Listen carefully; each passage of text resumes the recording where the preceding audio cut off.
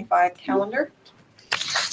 Yes, ma'am. Thank you. So you have in front of you two options for calendar, for the school calendar for next year that we need to discuss. And let's start with, we'll call them calendar A and calendar B. Calendar A is, well, let's say this. Calendar B has a big series of days off in February. Let's save that one for last. Let's talk about calendar A and why calendar A looks the way it does. Last year, when we started school, I was brand new superintendent and I caught a lot of flack from a lot of different people because we started our school year 5 days later than ICTC. We got a lot of parent phone calls. We got phone calls from all over, board members, etc. So it was made very clear to me at that time that I was to do everything in my power to make sure that our calendar matched up with ICTC calendar. All the other school districts that are part of the ICTC consortium are starting school for students on August 22nd. That is about 5 days earlier than we started this past year. Now, there's good news and there's bad news with that. Good news is we can be done and graduated by May 30th, which is lovely, right? The bad news is starting 5 days earlier is going to be in August. Some of the buildings are going to be warm, so we're going to have to wrestle with that. Now, that's a reality we deal with if we start on August 22nd or August 29th. I think that's a fight we're going to have for the first few weeks of school. It always seems to be hot. It's something we're going to have in June. If we push it back and we're fighting into June, on June 4th and 5th, the buildings will be hot. So that's why we're starting there. We've also I worked with the what I call the Superintendent Advisory Council. It's a group of teachers that were selected by the association, and they give me feedback on what's working, what's not working. We also we did a lot of work with the National Council on Education and the Economy, and out of that came a great need for more teacher time to plan and to collaborate with their peers. So this calendar reflects those initiatives as well. The first thing you might not notice, but is there, is we reduced the number of what we call APTT nights. We cut them in half. The reason is, especially at the secondary level, we're experiencing very, very poor turnout at most of those. We'd have one, maybe two a year that got decent turnout, but for the most part, we would put a lot of time and effort into something that would only get 5 or 6 parents, and that just didn't seem to be effective. They're much more effective at the elementary level, but the elementary teachers put a lot of time into those. We know that there's value in engaging parents, and we want to continue to do that. However, we also don't want to do it just for the sake of checking a box. We want to make it valuable. So what we did this time is we took 2 of those days away and added a half a day at the end of the school year in June to give those teachers that may have to be moving buildings next year time to move. The other 2 days would be scheduled by the buildings based on their need. For example, Wade and Doug have their highest attended APTT night was in January when they talk about scheduling the incoming 9th graders. They have great turnout for that. They have poor turnout at everything else. So my recommendation would be they have their APTT night in January. The elementary, they want to catch them a little earlier and they want to talk about their literacy program. So maybe they have one at the end of the first 9 weeks. Whatever it is that those buildings identify as their number one need, that's where we put that APTT night. The other one would be a back to school night, like come meet the teacher, meet the principal, tour the buildings, those kinds of things, and start off the year on a positive note. So that's something that's changed. We also added 3 data days. And what we're going to do with these data days is one of the pieces of feedback we got from that advisory council is that our data meetings at the beginning, what we do now at the morning or at the end of the day, are valuable, but they're rushed. And we talk a lot about what the data is what the data is, but we don't really get a chance to take that data to the next step and really plan with that data in mind. So what we talked about doing is strategically putting these days in place where the principal and the team can sit down, look at the data for an hour instead of 25 minutes, And then the teachers can go back and have time to collaborate with their peers, work with their department or work with their grade level team and actually plan with that data in mind to actually use the data to inform their instruction. It gives them that time that with those 3 days, we're able to add 24 extra hours of teacher time, planning, collaborating with their peers. We're not going to have mandatory trainings that they have to go through on those days. It's going to be basically their time to take the information that we have and improve their craft. So that's the goal of those days. We have 3 of those days built in here. We also have the standard Act 80 days spread out throughout the school year to support our PLC and curriculum maintenance model. And what our PLC and curriculum maintenance model is there's 90 minutes every month or so where the teachers can work with their professional learning group, right? Their personal learning committee or anyway, they get together and they collaborate. This is with their evaluation. Act 13 says that they need to pick something and they need to grow as a professional and they need to study it. They actually need to look at data and measure student growth based on what they're improving on. And part of that plan includes, well, what are you going to do? What support system do you have in place to assist you in this work?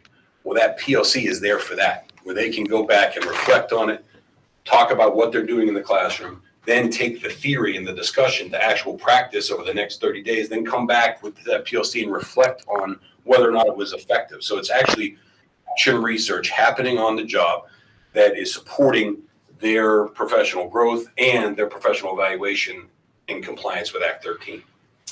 The curriculum maintenance piece is an effort on our part to give teachers a voice and a say in the living, breathing document that is our curriculum, or more than a document, it's the function of our curriculum.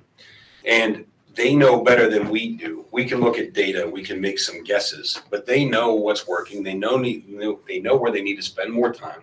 They know what's redundant. They know where they're wasting more time. They can work together in teams of vertical teams, maybe if you imagine like 6th, 7th, and 8th grade math working together to try to make the curriculum a little bit more efficient. Maybe they work across as a biology team and they're looking at, hey, you know what, our pacing is off. We're not even getting to this problem until after the keystone. We need to move this up. So it gives them an opportunity to have discussions about the curriculum. They reflect on it, then they report back to the principals and to Justin and Tara and myself about what it is they want to change. And if it makes sense, we change it. And we come back to this committee and say, you know what, the biology teachers understood that there's a problem with their pacing. They're going to take this out. They're going to move this to the back, and they're going to move this up front. And it's because of this, and then you guys can approve it, and we move on. That way, it becomes that opportunity for teachers to be involved in that work. And it's not just we're not telling them what to do. We're working together to figure out what's best to do. So that's what those pieces are in there for. And best practice is we space that out about 30 days. That's based on research by the DeFores about the PLC model. That's why we have this spaced out the way we do. So there's a lot of thought and a lot of strategic thinking that went into this. The other thing that we got rid of the February parent-teacher conferences. Why do we get rid of that? Because no one comes. We have data back from all the principals. It is by far a much more paltry turnout than it is in the fall, and probably for good reason. There's the parents at that time. It's already the second semester. If you haven't fixed it at this point, you're probably not going to fix it, or you're not really interested in fixing it. The teachers at that point have already gotten their grades in for 2 quarters. The third quarter is a little late.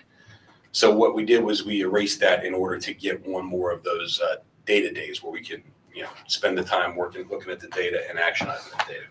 So that's the logic behind these. The snow days we worked in where we thought they made sense, just in case. We had a very, very mild winter so far. We've already used 2 snow days. So we feel it's better to move those in, put them in place. The other thing that we're using here a little bit is the new law. The old law used to say you had to have 180 days and so many hours in elementary and so many hours at secondary. Now the new law says you have to have 180 instructional days or this many hours or that many hours at the secondary level. we have far exceeded the instructional hours required.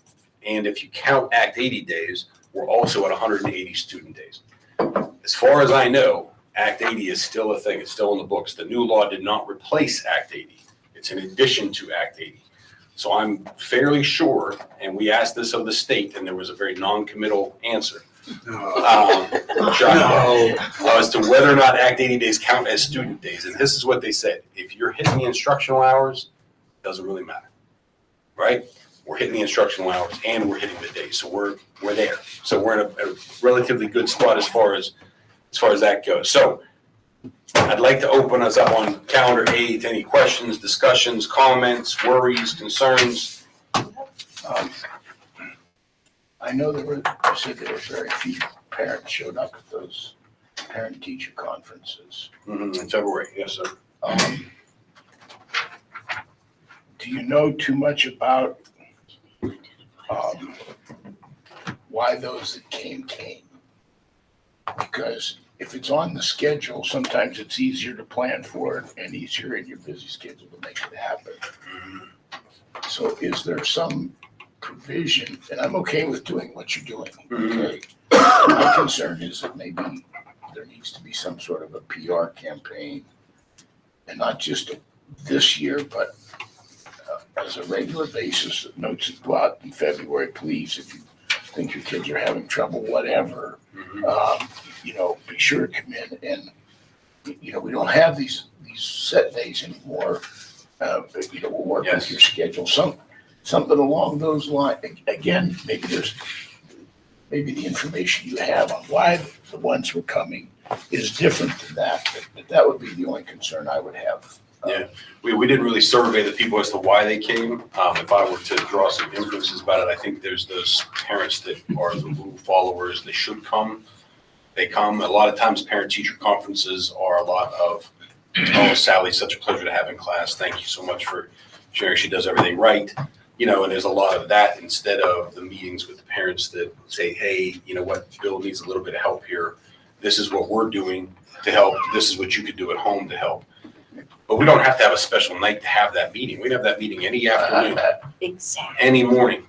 I get that. Yeah, that's what we have to have. If Bill's struggling, we need to have the teachers and the principal reach out to Bill's parents and say, can you come in here so we can get Bill back on track here? Because this is a team effort. No, I get that. It's just that somebody who's not familiar with how the system works, and if it's on the schedule, my main concern is to make sure that we're doing the extra effort to reach out to those kids that are struggling somehow, that the parents are involved. That's all. Absolutely. Yeah, I was gonna say, I know in my two buildings, like I said, that the teachers, it's Aaron Eisenman, Principal at Eisenhower Horseman. Our buildings, we actually did target families and send a special handwritten like emails out or notes, whichever, to parents that they wanted to see. And about 50% of those were on that list that I gave to Rob, and about 50% weren't. So, I mean, we do the teachers make a really good, at least I can speak for my concerted effort to do that. And we identified those families that we wanted to see.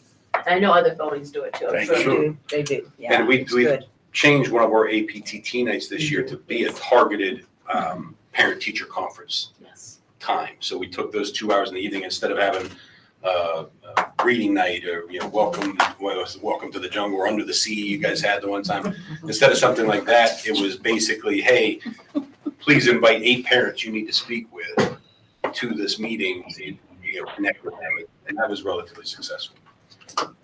We've talked about the first day of hunting on the 11th, I think is what you have at this. I don't have it. Is that the 11th? The first day of hunting. November 11th? It's December No, the it's better 2nd. Did I not put it on? Yeah, Oh, yeah, it's on December December 2nd. Are you saying we don't need it? Well, we've talked about it before about how the hunting laws have changed. Traditionally, this was the only day you could shoot a buck. Right. And so there are 10,000 people in the woods. Now you can shoot a buck anytime over that 2.5, 3 week period plus a Sunday now. So my question, and I don't have an answer for this, but we are spending a day on it and the only reason we're doing it is because that's what we used to do.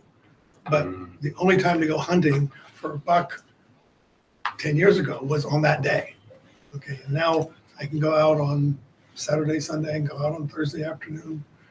There's other days that I can go hunting for $1 now. And so there's not nearly as much pressure, there's not nearly as many hunters in the woods on that Monday. And it would, Tom, technically that isn't correct, but Okay.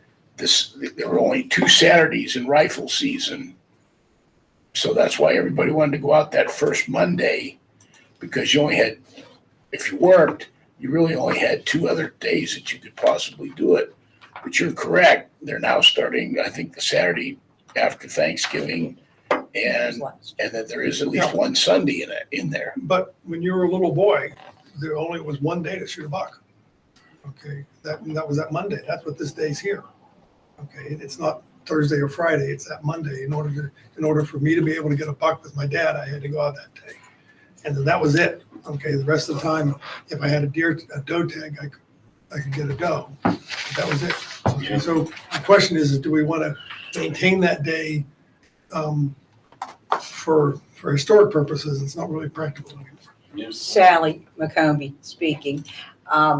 What about, or do the other schools still have it off? Because if all the schools around here have it off, which I imagine they do, Yes. and we don't, then they're gonna get calls. Yeah, our And I'm okay with Sally. Yeah, I understand what you're saying, because it's no I longer, believe they are. I can get it. you're 100% What correct. was that? I'm not disputing Is the it. vote tech, ICTC off that day? Yeah, this calendar very closely mirrors what the ICTC does. It's not exact. We have an extra couple of days that they don't have for the data days and teacher days, but we have 3 in-service or activity days that line up, at least. And we have the same start day and the same end day. So our students will be in ICTC as much as any other student, which they're And currently not. that second's not an instructional day at ICTC. No, I don't believe it. Let me verify that before I speak 100%, but I'm pretty sure that day is off for everybody. Then we probably should maintain it. For the time being, For the since time being, Sally can deal with it in 8 years. That sounds good. But I'll tell you what, the calendar works the way it is. even in a year. If you want us to poll, I mean, that's something we could poll the community. If the community cares about it, I have no problem leaving it on. If the community doesn't really care about it, I have no problem taking it off. It doesn't, You're gonna get so many phone calls. Well, and if you I look, know. I this think is they should have. Sue Rig, they have a day off on September 2nd. Then they have 1 day off on November 11th. That's an awfully long time with no break to take that one extra day away. I think it's That's the 20th and 29th. Now, and you're right, it is a travel day. It is a travel day for the Thanksgiving holiday. Yeah. And that September 2nd, there's also the September 30th is one of those data days I'm talking about. October 14th is an Act 80 day. November 1st is a data day as well. So those are, So the teachers are still working. Like they Oh, the don't have a teachers are break. still- I'm yes, saying absolutely. everybody, no yeah, break. the teachers will be, Not just the kids, but the teachers need a little bit of a break in there too, yeah. So we'll have it.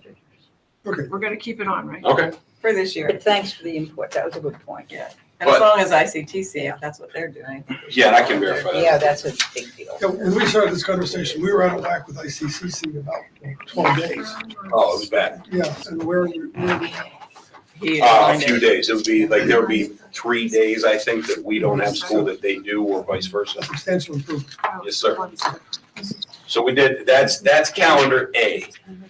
The goal here today is we gotta figure out which calendar we recommend to the committee or to the board for approval. If you go to calendar B is what we call a mid-year move calendar. So the Eisenhower project is scheduled to be done on January 17th of 2025. If it is done on January 17th of 2025, we could conceivably move the children into that building for half a year. Now, there's good and there's bad that comes of this. Positives, we're paying a lot of money for that building, and to have the students in there quickly is a good thing. Negatives, we'd have to move teachers now at the end of this year, because the only way this would work conceptually would be we'd have to move all of 4th grade to Horace Mann, and then start the year with all 4th grade at Horace Mann and all 5th grade at the junior high. Then when the building is open, we can move Horace Mann effectively to Eisenhower, to the new Ike, to be as least disruptive as possible to the rest of everything. So that if we are done on the 17th, if they turn the keys over to us effectively on the 17th, Randy and his team need 3 or 4 weeks to get the technology. Because remember, we're not buying new technology. We're physically taking the technology out of Horace Mann and we're moving it to Eisenhower. So they need time to have that process done. So if they can get working right at that week of the 17th, we believe that we could probably be ready to move around February 10th. If we take all of the Act 80 days and all the in-service days throughout the year and we stack them in February, we could provide the teachers a solid week to move, and even a week and an extra day to get everything moved over there, to get Randy up and his team, get everything up and running. The rest of the staff would do all of their in-service or as much in-service as we could during that time, while the Ike and Horace Mann teachers and student, get ready for the students all to come to that building, if that makes sense. So everything else is basically, we took the extra in-service and data days and we just stacked them in February. Everything else is pretty much the same. Yes, sir. Yeah, this is Tom Harley. You would have fourth grade at you have both sections of fourth grade at Horace Mann at the beginning of the year. That would be our recommendation, And sir. then both sections of fifth grade at the junior high. Correct. If we're So gonna do you- this, we So would, you'd only move those 250 kids that are Horace Mann over. correct. So only only fourth grade would be moving? Yes, I mean, it wouldn't make a whole lot of sense to move the fifth grade out of the junior high for 3 months and then turn around and put them back at the junior high. That Right, seemed right. to be more disruptive than there was worth. But if we had if we have fourth grade all at Horace Mann, we could put fourth grade in, they'll be in that building for a year and a half then. So they can actually have that identity of that building. The technology at Horace Mann is only half the grades. So it's only 10 classrooms. Where's the other technology coming from? Is it being relocated from Junior high. Eisenhower? Yeah. Randy, do you have the answer to that question? The Everybody- question on the table is, Well, yeah, if we're not going to buy anything new, it's going to have to come from the current fourth and fifth grade classrooms. correct. Are we going to buy anything new? That's up to the board. Okay, but we only have to set up 10 classrooms, not the whole building in that time frame. Correct, it would basically be fourth grade. The building would be half full in February under this plan. So one of the things we could do is we could buy the technology for those 10 classrooms. If we wanted to assure that then Randy could get started on it much earlier than this week. Sue Regan, what happens if the building is not ready January 17th? We've had several projects at our home and not one of them ever hit the deadline of when it was supposed to be done. So you have this whole week planned out in here. You're disrupting the teachers, you're disrupting the kids, you're disrupting the families, the buses, all of this in February. It's a fair point. It's a concern for sure. So if they were to not be done on the 17th, and let's say they were 2 weeks behind and they were January 31st, we could move this back to the end of February, the beginning of March. I wouldn't recommend we go much further than that because now we're coming up against standardized testing. So moving them right before we test them on the PSSAs at the end of March, beginning of April is not something that's attractive to me, but we would have a few weeks wiggle room there if they were slightly behind schedule. If they're As significantly much as behind I'd like schedule, to get the children in that building, I just think doing it in February is too disruptive for everyone involved. My recommendation would be to go with calendar A. Anybody else have any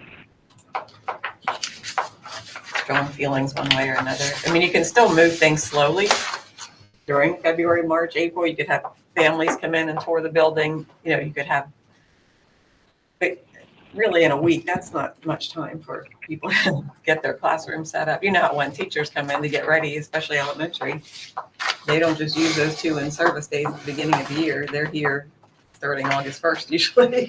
They're working in their classrooms, and to expect them to try to have everything ready in 1 week or when they're Okay, still, so, or there could be a blizzard, true. You never know in February. true, there's so many variables Yeah. that could happen. But say that we did B and This is Sally. Sorry, I don't know. So you don't have to do it every So time. we We're gonna do see. B, okay, so you only have to do it once. Yes, but we're I'm trying having that. fun doing it, but okay, take it away from me. So we would, we say we couldn't do it. We have that, the kids would have basically that week off, 4 days off. So that would be the only, I mean, it wouldn't be a tragedy if we couldn't move. So we would just we'd have a week of vacation for the Yeah, kids. that's what I'm saying. And So all I don't know that the teachers would really be happy on having, they would still come that week. Teachers would all come that week and they Yeah. work, yeah. Yeah, It you would be do all your- basically, You would do all your in-service that week. correct, which, So we're not giving up much, except the teachers get all 5 in-service days It the would be same it. week. That's a lot of in-service. That's a lot of in-service. What was that again? Plus, you know, like Rob said, research said you should spread that out. Your Spread special them out. learning communities. Did you say that? Yeah. there's research that says you must should have spread it out about 30 days, depending on what you're doing. But it's, Okay, then we'll go with that. I mean, and it's up to you guys. I mean, we can make either calendar work. And like I said, I there's- feel like if we go with B, so many things could go wrong that we'd still have B, but it wouldn't be that much plan. Who's talking? What do you mean, what do you mean by you could still have B, but it wouldn't be as planned? Well, if we go with B and the building's not ready, we'd have to stick with B. Yeah, okay. Yeah. But if we go with A and the building's ready, then we just wait till the following September or the following August before we move in. Is that when they would move in? And move over the summer. And it would be warmer weather. Well, they have all summer then to set your classroom up Right. and put the books in the library shelves. Make sure the technology is working and make sure everything is. To Yeah, Tom's Sue- point, I'm gonna go I Sue's mean, it's gonna disrupt recommendation. bus schedules, right? What was we that? have to, It's we gonna- have to have bus schedules ready. Bus schedules would have to be revised, but that another puts thing. families too. If your bus time's going to change, because trust me, I did that once as principal, I don't know. Mike remembers, but it was a Oh, major yeah. disaster. I tried Yeah. changing the bus route in the middle of the school year. Yeah. Lesson learned the hard way there. That's not a good thing. When families have early I morning think I daycare, was one of those people that were complaining to you. probably, possibly, who knows, but yeah, it was not my best decision as a principal, let me tell you. That's another thing. Okay, now that is another thing. The Somehow my bus. daughter was spending 45 Right, minutes on the bus and it's I'm possibly the in time's gonna be Some kids could different then for start to pickup walk and to drop school. off. Some of the kids that were bused could actually, Possibly, yeah. that's confusing. Yeah, but on the other hand, I hate to have a building that's lights are on, ready to go and that we're not. I utilizing. know. We'll get complaints no matter which way we go. I mean, what we need to think about, what's in the best educational interest of the kids. True. There you go. So that always We'll have a wins. grand opening. In Yeah. my opinion, A is in the best educational It interest is. of the kids. Rob, Yes, ma'am. Sorry. we're gonna have a grand opening, aren't we? True. We We have have plenty to, of right? time There's to, gotta be, we yeah. have plenty of time. Yeah, and they can start moving but things. Randy, to Tom's point about Okay. only needing to set up 10 classrooms, rather than the whole building as far as the technology, even if we use the existing technology to do that, that's only half the work of doing the whole building, correct? Yeah, I mean, we'd be able to use the stuff from Horace Mann. So the switches, the projectors, the interactive boards, the computers, the whole 9 yards, I guess. Technically, yes. But again, based on what the contractor was telling us before, it's not just moving the equipment in. We're gonna have to terminate everything, the fiber connections, whether you want the camera system up and running and things like that too. So there's a lot of things that are involved that before the kids would get there, that if you want to have a like telephone system, everything. Okay, but some of that work can be done during the, Talking to Kelly. And I'm some of talking to- that work can be done before substantial completion. That the contractor will allow Randy in there to pull wires and. I expect that. Yeah, I don't. Yeah, I mean, he can do, that's true.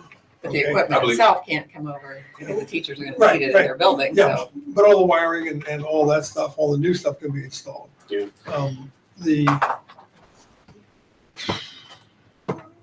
I mean, I would love to have the building up and operating, there's no question.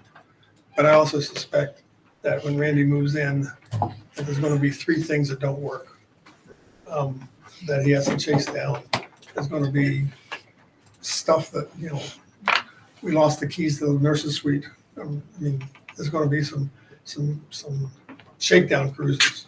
And this is a situation, we're actually launching a Liberty ship here, where they do the electrical work as the ship moves from New Orleans to Boston.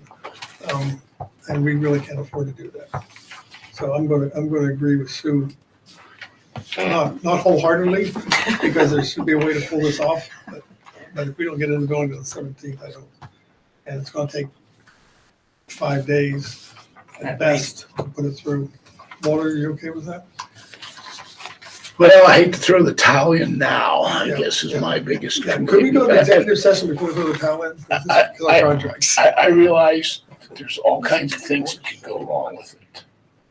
And there could be some delays we can't even foresee that would screw up this whole plan. But essentially, we're making that decision now, whether to take them to try to take advantage of it if it is finished. Yeah, and the other decision would be that we take the decision to do 5 days of vacation in the middle of February.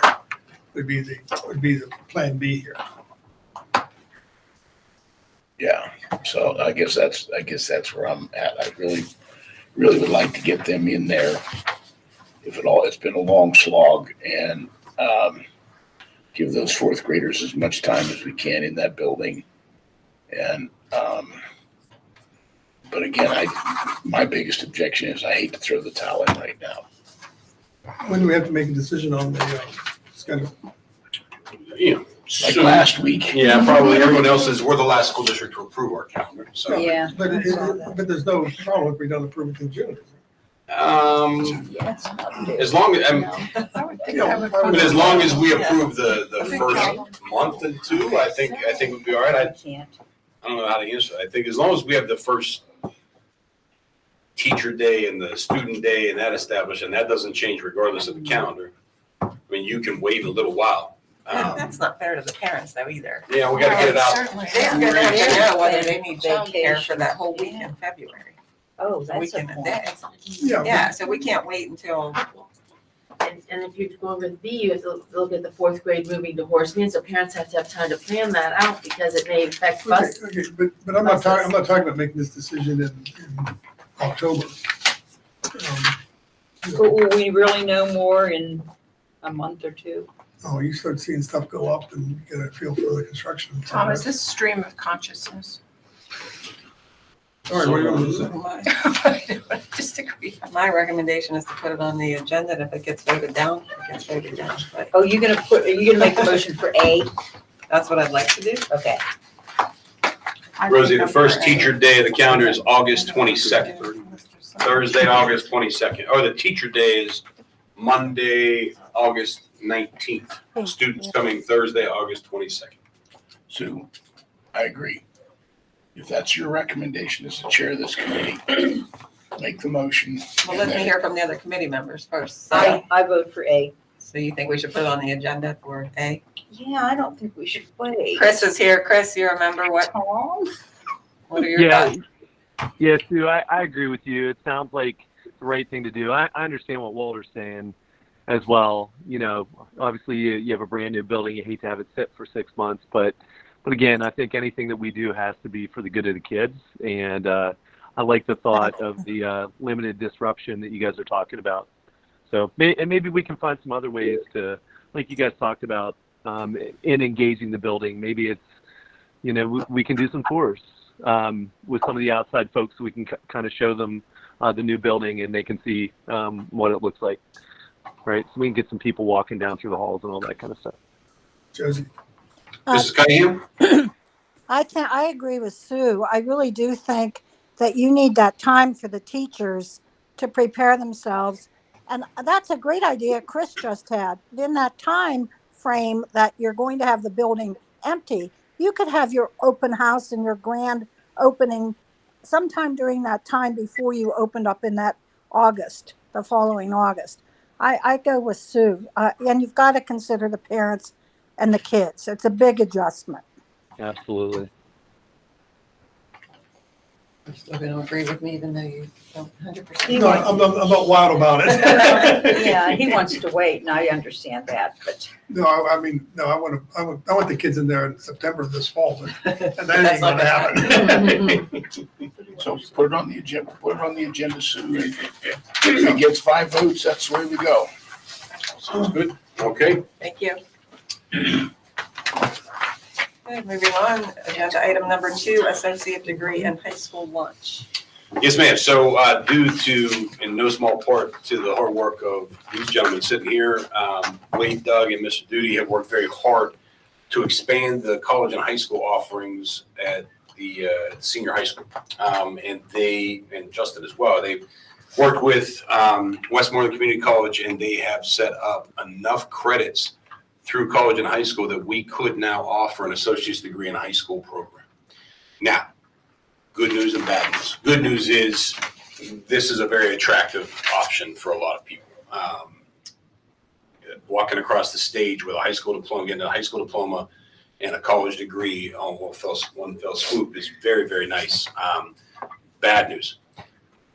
By entering into an associate's degree program, that means that by law, 51% of those credits must be taken at Westmoreland Community College or online through Westmoreland Community College professors, which means they must be full price. We get a significant discount for college and the high school because they're not their professors. They're not there. They don't have to spend all the overheads. So what's worse is we also get a discount on college and high school. We pay the in-county rate on college and high school courses through a deal with the county commissioners with Westmoreland Community College. However, classes that are taken at Westmoreland Community College are at the out-of-county rate. What? Which means currently, That doesn't sound right at all. yeah, it shouldn't sound right. And that's something that we're going to work on. However, that is how it was explained to us, which means that the cost of this is relatively significant. You're probably talking $15,000 for a family to earn this associate's degree in high school. Now, $15,000 is less than you'll probably pay for 1 year at St. Francis or Mount Aloysius or Penn State even. So it's still a significant discount, but it is not going to be an equitable program at first, right? There's going to be some families that simply can't afford this. Now, we work with the foundation, we get some money raised, we get some EICC money pushed that way, and we could probably reduce the cost to some families. And this is just an option, right? Our goal here is to offer many, many different pathways. Kind of think of it like as a menu of different options. We call it like, we keep calling like springboard or something, where you get a head start on life because we have these resources in our community. We have Westmoreland Community College right up the street. We have IUP right in our backyard. We have all these partners that want to invest in our students and keep our best and brightest in this community. So they're working hard to collaborate on this with us to try to find the best situation for our students. There's even talk of IUP collaborating with Westmoreland to come up with a more affordable associate's degree program. Whether that gets across the finish line or not, to be determined. But I don't see the point in waiting for that, to just holding back this opportunity if it appeals to someone, if they can get it now.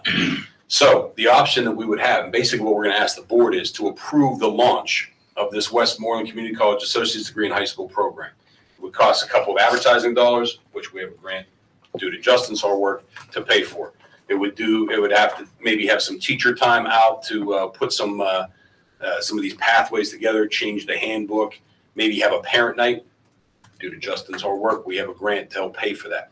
So at almost no cost to us, we'll be able to launch this program as an option for families. So they'll have one option, which is I commit as a freshman to go to this associate's degree in high school. I take some classes here. Mr. Duty teaches a class that counts as college and high school. Then I go down to the Ideal Lab and I take an online course through Westmoreland Community College, or I ride the ICTC bus up to Westmoreland and get off and actually attend classes in person at Westmoreland Community College. And at the end of my 4 years here, I get both the associate's degree and the high school diploma for the low price of about $15,000 for the whole kit and caboodle. That's very attractive.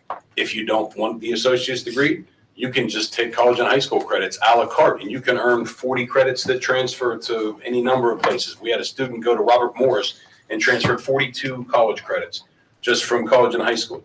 They will take, these colleges will take a lot of the credits. So it's a very, very attractive. They'll have the associate degree option. They'll have a college and high school a la carte. They'll have the dual enrollment at IUP, going over to IUP and actually taking credits there. Yeah, there's all kinds of different options for our students to take advantage of. And I really like this approach. We have this wide spectrum of different pathways that you can approach for college and career readiness. And this dovetails nicely. ICTC simultaneously is working with Westmoreland Community College to offer something with their programs, an articulation agreement, where their credits that they offer actually can translate directly to higher ed credits. And if they can do that and then take a couple of business courses, college and high school, take a couple of business courses at Westmoreland Community College, I can graduate from ICTC with a business degree, an associate's degree in business management, and a certification in welding or masonry or carpentry or auto mechanics or whatever it might be, which is a much more attractive, start on life. So we're working through that as well. Again, it's going to cost families money right now. We'll work on that on the back end to make it affordable. But all we're asking for your approval and blessing is to move forward with this as an option for our families and really launch this publicly. So Just to add into that, this is Justin. So with the grant that was written, it was $70,000, and so of that $70,000, about a little bit over $60,000 will go towards paying current students that are attending for dual enrollment. It won't pay for next year. Now, if we get this grant, we could invest all $70,000 of this grant towards these credits for the associate's degree program, which I think would be helpful. I think, like Rob said, just it is going to be an initial cost up front, but I think if we would commit to doing this, get it into the program handbook, we spend some time advertising it. I think we get it out there in the community. I think our community, and with additional grants, I think we can help at least gradually improve ourselves over time to at least get those students that are identified as living in census for poverty, maybe even free and reduced students receiving free and reduced lunch, and then thereafter that we can branch out to everyone. But I think the first step is getting this approved.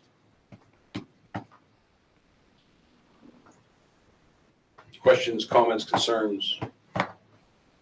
So Rob, I love it. I love it as an option. I think it's it's another tool in the toolbox, right?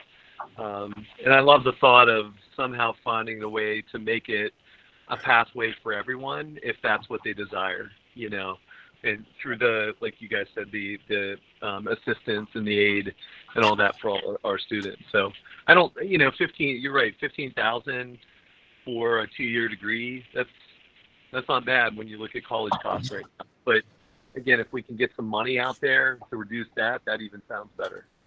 So I would approve it. Yeah, I'm on board with it. Thank you, sir. So there's another kind of anomaly here. As I understand it, because our kids are in high school, they don't qualify for the Pell Grants or the ability to get a student loan to help with this, even though it's a terrific deal. As soon as they graduate from high school, then they become eligible for these things. I think we should still set it up, because even if a individual student or family maybe doesn't have the wherewithal to finish the degree while they're still in high school, if you've laid out all of the requirements, which courses they could take as college in the classroom that are part of that associate degree, whatever that associate degree is. And if they picked up even a couple of those courses on their own, then they're that much closer when they actually would be eligible for some of this additional financial support over and above. I approve everything you're talking about, but some of this still may be a different way to do this versus just taking 40 courses or credits, just kind of helter-skelter that may or may not they would all apply in general, but they may not be specific requirements to get to the degree in the shortest distance, shortest period of time.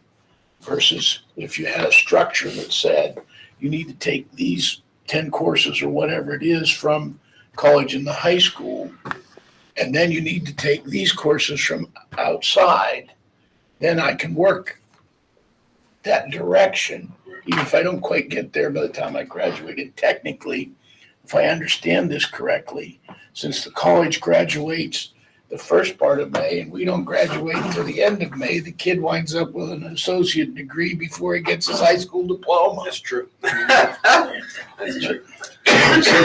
This is Wade. If you look in our course prescription handbook, Jen Eccles from WCCC has put together 4 or 5 associate/certificate programs. And she went through our entire course handbook, identified what would apply to the associate's degree. And yet also she identified for us what other courses would be helpful to continue to build to meet that 49%. So it's in our handbook, and Justin was able to facilitate an opportunity for Joe Pergovich, who's a librarian. He's going to be doing some graphic artistry promoting this information more than just a table or matrix. Yeah. And that's the ultimate goal, is to give students a bunch of different pathways to take a year or 2 years off of their college so that they can get more advanced degrees in a short amount of time, or get that 4-year degree at half the cost, or 2/3 the cost. Anything that can give our students a leg up or that springboard is what we're after here, to give them those options. So I want to step back just a minute. Mhm. This board gave WCCC acreage at no cost as part of the ICTC building. They're using our parking lot. We committed over $1.5 million to that facility, okay, as a community. And so I'm offended that our students are being called out of county. That was not supposed to be part of the deal. So I would like for you to back check this and make sure you're being told the truth. Yes, sir. on what that is. Okay, we have made a major commitment to that college, Yeah. and to be treated as if we're coming from Clarion, for God's sakes, is just insane. That's for the whole county. Okay, so for every kid right now is being treated like we didn't do anything. And we pulled WCC out of the airport professional building, which was a real crappy place for schooling. Okay, they have first-class labs, they have first-class classrooms up there, they have free parking on our ground. Okay, and our money that we put into that facility. And to be treated like we didn't do anything is just a little beyond bizarre. So please back check. As I understand it, Tom, that was I'll stay here. You can go down. negotiated with the county. So it wasn't so much what the district did or didn't do. It may have been from deliberated at the county level. No, and I understand that, okay, and at the county level, if the county did that work and didn't get us inside the tent, all that work and we're not inside the tent is just bizarre, okay? It just doesn't make sense. That, we could have done nothing and been in the same position with our students, okay? We should not be paying full freight for these kids, which means that we could do more for the kids, with the money that we have and the money we're going to get, we could do more if the costs weren't so high. Yeah, I don't like that the costs are like we didn't do anything. Okay, if you toured that facility up there, we did a lot. Okay, and they have a phenomenal presence up there, and to treat us like we didn't do anything, and this is for the whole county. Yeah. Okay. Oh, yeah. Purchase lines are the best, but they have kids that get charged the full rate for taking online college and high school because their zip code is in Clearfield County. So it's definitely something I'd be happy to follow up on and try to see if I can change. So. Well, and I'm not sure that the person you're talking to at the WCCC is not making things up. Well, we'll find out. that we actually have a different agreement. I'd be very surprised that we agreed to do all that work and make that big a commitment that we didn't get inside the tent. That's a good point. Tom, would you suggest going through the county commissioners Oh, yeah, about the this? county commissioners, That's what I thought. Baron Stoffer, the planning, Yeah. to find out really what we should, if what we're being told is correct. Sir? Okay.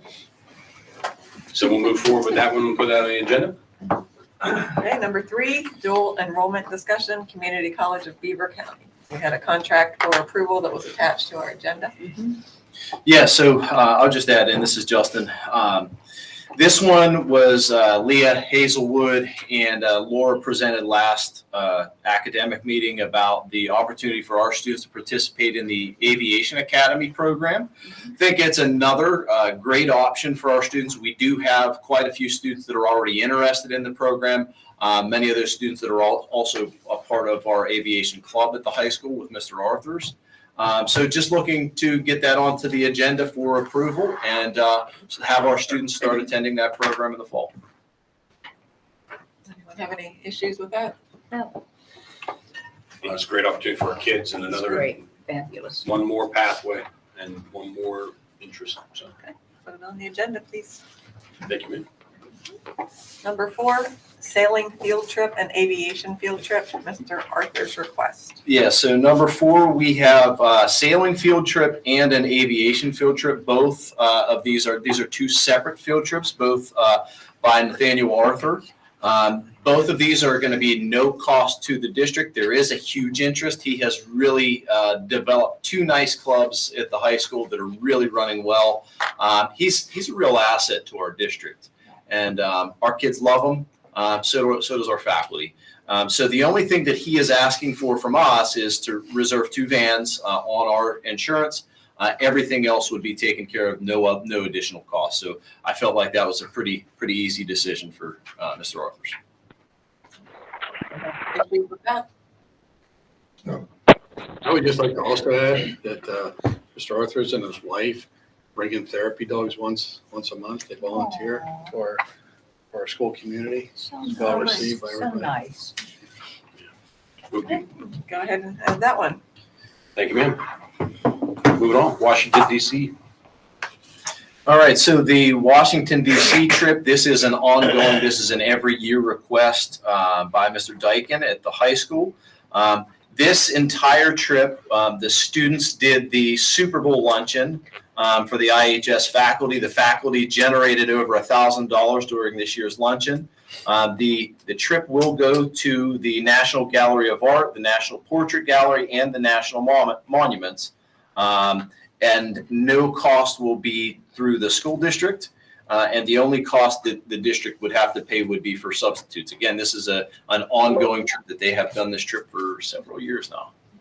About how many students and how many chaperones? We will have, Wait, do you know how many students go on that Approximately. roundabout? It would be a bus, probably no more than 45. And do people sign up for this, or is it just, is it a specific club? Well, it's a combination. It's the French club and the art club work together to go to Washington DC. So they've been fundraising. They just did their fundraiser, and they've done this for a number of years now. So they go down and they do a mixture of French culture influence and the art. So, yeah. It's a great opportunity. Do you have any Absolutely. issues, questions? Okay. No. Thank you. Thank you. Number 6 is the IUP Partnership for Literacy Graduate Assistance. The only thing I didn't see on the contract was the price. yes, The one that was attached. it's $27,900. $27,900 per graduate assistant. So this is a long-standing partnership we've had. This is actually predates COVID. This is the reading specialist development program, basically. It's been a very successful partnership. We have 4 this year. We were approved last year up to 6. We have 4 this year who are serving in the buildings, and they're doing a great job and learning a lot. So we are requesting the same approval. Now, this is where we do have to start having these conversations, and these are tough conversations. We have been paying for this partnership with Esser's money. Esser's money is going away. So this is one of those things that, $27,000 times 6 assistants, it can get up close to $180,000 if we hire all 6. Now, we have not hired 6 in some time, but it could be that big of a price tag. And this partnership existed before Esser's existed. So this is an item that was on the books before that happened. So it is definitely something that we support. We get a lot of value out of it. However, it is something that we're going to have to put back on the books out of the Esser's books, and it's a big price tag. So it's one of those things that when we come up against these things, we have to have that conversation. Like, we're going to have to figure out a way to pay for this. This is up to $170,000 of cost that we did not have budgeted, that we had extra money budgeted for the last few years that we do not have moving forward. So this is unbudgeted money, What basically. did we have, what was in the budget last year for, with Esser's money? We were approved the same for $170,000. So we had how many? We had approval to get up to 6. We only hired 4. Are they all in Elementary. Mr. Springer? Every one of them's at East Pine. Oh, He oh. fixed Do you already that have way. 2? Is that? No, I have one at each of Oh, my you have- buildings. We have okay. one at each So of you the have 4 one or at 5, the 4. everybody has one. Each building has one.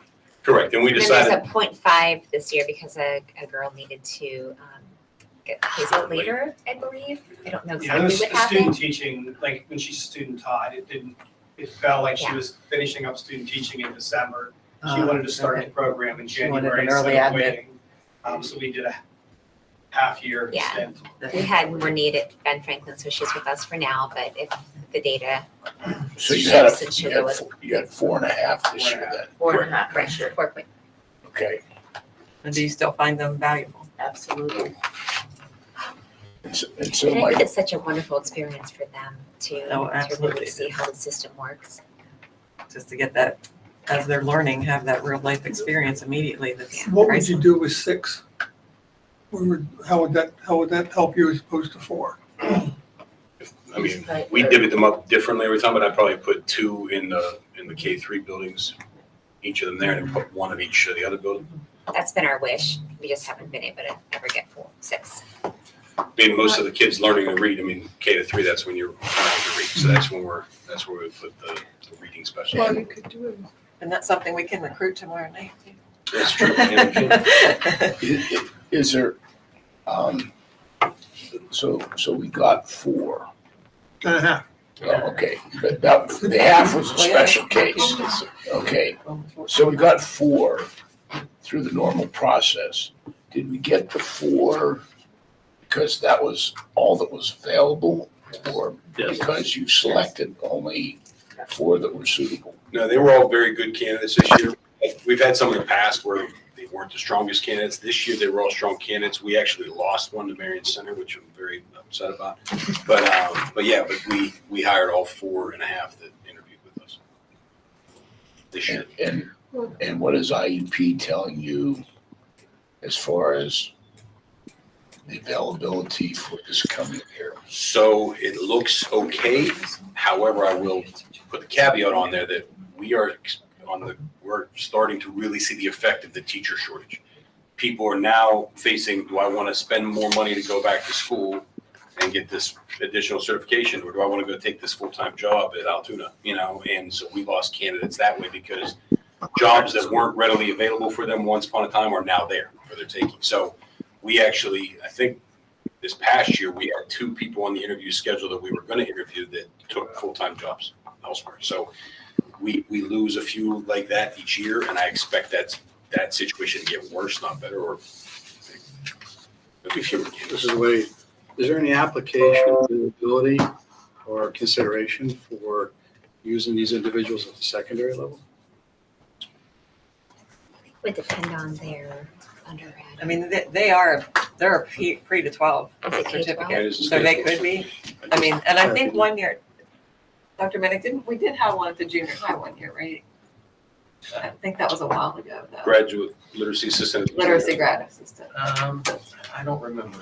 I'm pretty sure we did when I was still Who would they have been paired with? one of your reading teachers or English, probably. It was so long ago, I can't remember. It was when I was still working with the program. I think we should make the motion for 6 and see how many you can get. Oh, wait a Yeah, minute. Julia would like to And take. Wait. I And then want let to. Julie figure out how to No. pay for it. We're gonna Let's bring do it. that the other way. Yeah, Let's let's do let it. her come up with the money. And then I can think of two ways. You know, we gave huge grants to the lacrosse, the hockey, and the, what was it, rugby team. I think we gave them 2 years' worth. So we could take some, we could not do a grant this coming year. It has to come out of somewhere because this problem's gonna come, because we have all kind. The other thing I wanted to say is that this committee or the Buildings and Grounds Committee automatically moving a agenda item onto number 1 on the maintenance, the deferred maintenance list without bringing it to audit and finance, that's not gonna work. That's not, well, yeah, I agree. So, no, let me finish. So I can't say I disagree with any of the things that particularly Buildings and Grounds has put on number 1. But, you know, there's a point without ESSER money where we're gonna run out of money. And I know Jared's fond of saying, well, we have the money, but well, you can only spend money one time. That's kind of one of those things. So this program has been a proven program for academic success. I believe you all can demonstrate that. So I'm happy to put it on the next audit and finance meeting, but I also have some trouble with the improvements we want to do at the high school. I mean, these programs benefit all of these kids from K through what, 4, 5? K to 5. K to 5, yeah. Currently, That's a lot of kids, whereas some of the improvements at the high school, while much needed, aren't benefiting that many students, and yet the numbers are getting to be similar. So we're gonna have to be careful about how we pace out the expenditures relative to what revenues come in. And not all of these number 1s are ever gonna get done. We know that happens, so just putting them on there. We may have to come up with a new ranking system where you have AA, AAA, AA, 1, 2, 3, because all of these can't, and then everybody wants them done. for sure, we have competing interests here, for sure. What we can do, if we approve this contract so IEP can put out the advertisement for students to apply, we can also bring this back to audit and finance in a couple weeks, and then we can look at the numbers and see how many we Yeah, can no, I don't actually mind employ. that. You I know don't what I mean? mind that. Because it says To up vote to, it in. it doesn't Up to 6. guarantee It that we're doesn't say, taking yeah, any. they haven't been able to provide 6. We just want to approve the contract Yeah. that if we, is that okay?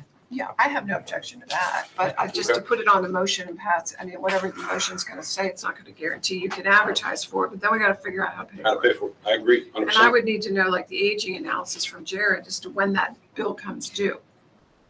Actually, in this fiscal year or the next, like when do we have to pay it? Okay, that's a good question. So much a month or all one time, or how does it? Or how you actually space work? it out. It's one thing, you know, I don't remember how that works. I didn't know that. I don't either. I don't see it coming out every month out of the budget, so it must be I really, think think it's a it is. one-time, I think it's a one-time. that's hard to bite off. I mean, we could probably talk to them about the terms of payment. I don't know what, you know, No, but I don't know why Jill- we have to. Jill, you do make a good point though, because, you know, if we did better this year than we anticipated with the various other things, then maybe we pay for it before June 30th, even though it's for next year. Okay? Well, we'll see. And then that. I mean, but that's always a tough 3 months there when you're trying to figure out about the taxes. I know, but I'm saying is that there may be a way to stretch it at least for 1 year if we have better funding this year than we will next year.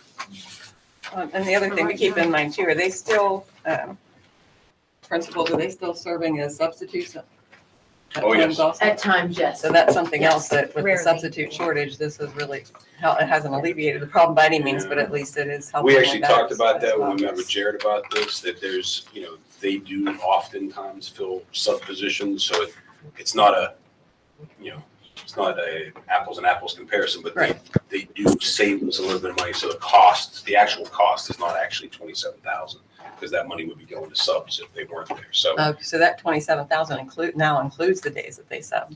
They used to not, when we first started them, remember they got paid extra, but they only got Yeah, to IUP's credit, 15,000 or 17,000 when we first started. Because Dawn and I actually started this program. What I'd like to know for audit and finance, for example, is how many, I don't know quite how this program works, except that I've always supported, and I don't think there's anything more important than getting them to read well, fluently by third grade or whatnot. Not everybody can do it, but we've got to get closer to that mark.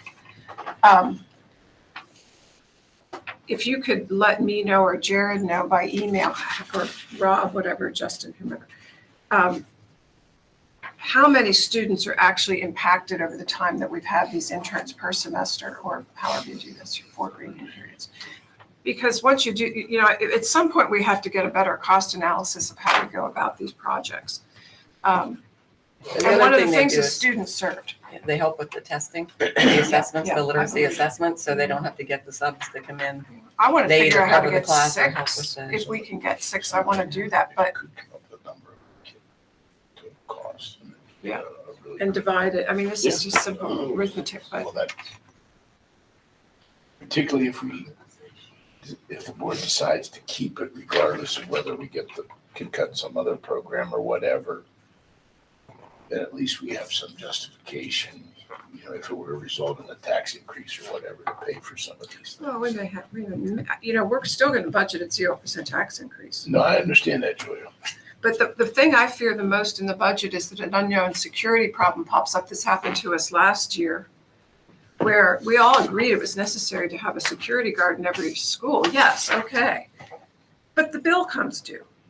So that came out of elsewhere. I don't believe in the word cut in budgets. I believe in you have to realign your investments. Yes, ma'am. I don't know if there's currently any literacy grants out there. No, there's a lot of It's been a grants long to time pay that I've for looked. school psychs and student services and those kinds of things, but I haven't seen about literacy.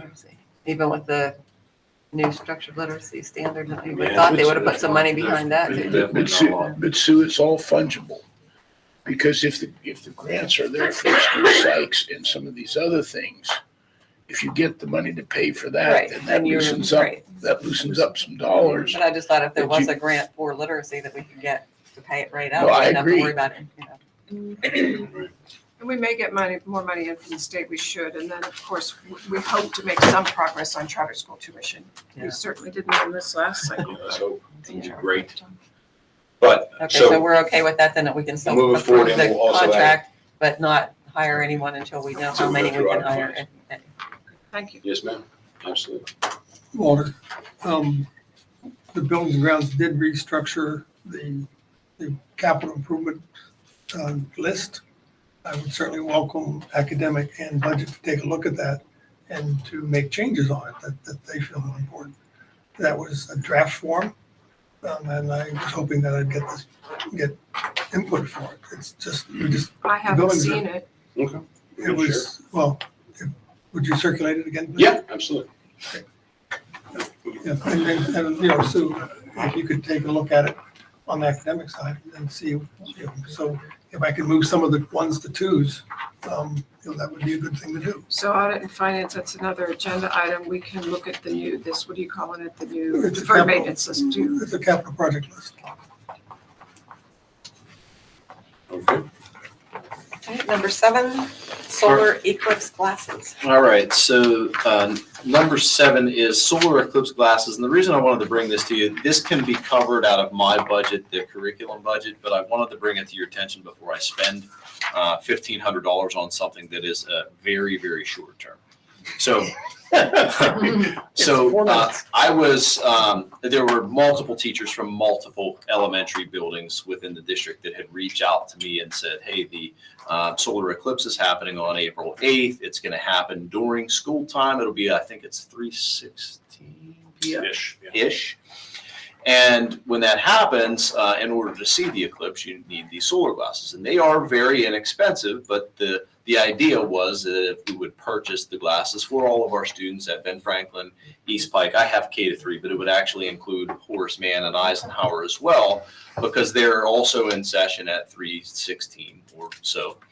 So they reached out to me. I said, I do have funds available, but but for such a short term, if it's a cloudy day, like the idea would be to keep these glasses for a future eclipse if it would happen. But I did not want to make that decision without your knowledge and input into that. I do feel like it's a worthwhile expenditure, because if we could spark the interest of, even if it's 30, 40 students into the eclipse and into science, I think that would be very much well worth it. So that's why I'm bringing that to your attention. Yeah, my opinion is when the powers that be gift you a learning experience such as There this, you you go. take advantage of it. You know what I mean? Like this is a once in a lifetime opportunity for a lot of our kids. So it'd be a shame if we didn't do this. And this is our mission, in my opinion. Little side note, I'm actually traveling to near Cleveland to go see this thing because it's that rare. Cleveland's right in the center of it. Yeah, it's gonna go right over Cleveland, so it's be 100%. So like my family scheduled this a year and a half ago to go out and see this eclipse because it's such a rare occurrence. So Wasn't there one in April 8th. 2017? Wasn't there one in 2017? It's a partial. Was it a Partial, partial yeah. one? Yeah. This one will be a. Because I have myself with those solar glasses on. There we go. Can we borrow those? Depending on where you were. One Depending on where pair you were.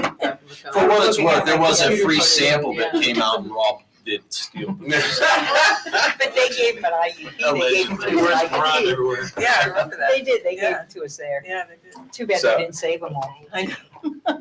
Yeah, we do want your approval though before we put this forward, because it is a That's a great decent sized idea. expenditure for a one time. Yeah, but it's also justifiable. I think so too. And It's we can education. definitely keep them. When will the next one be?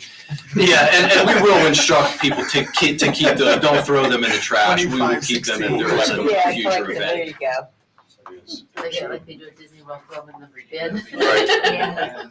Does anybody have a problem with it? Sanitize. No. No, absolutely like not. fun. The teachers do it right. They can spend a whole semester talking about the solar Oh. system. Yeah, Chris, are you okay with it? Who, are you talking to Chris? Chris? Mr. He's Adams. taking a nap. Absolutely. Oh, it's not That's bad.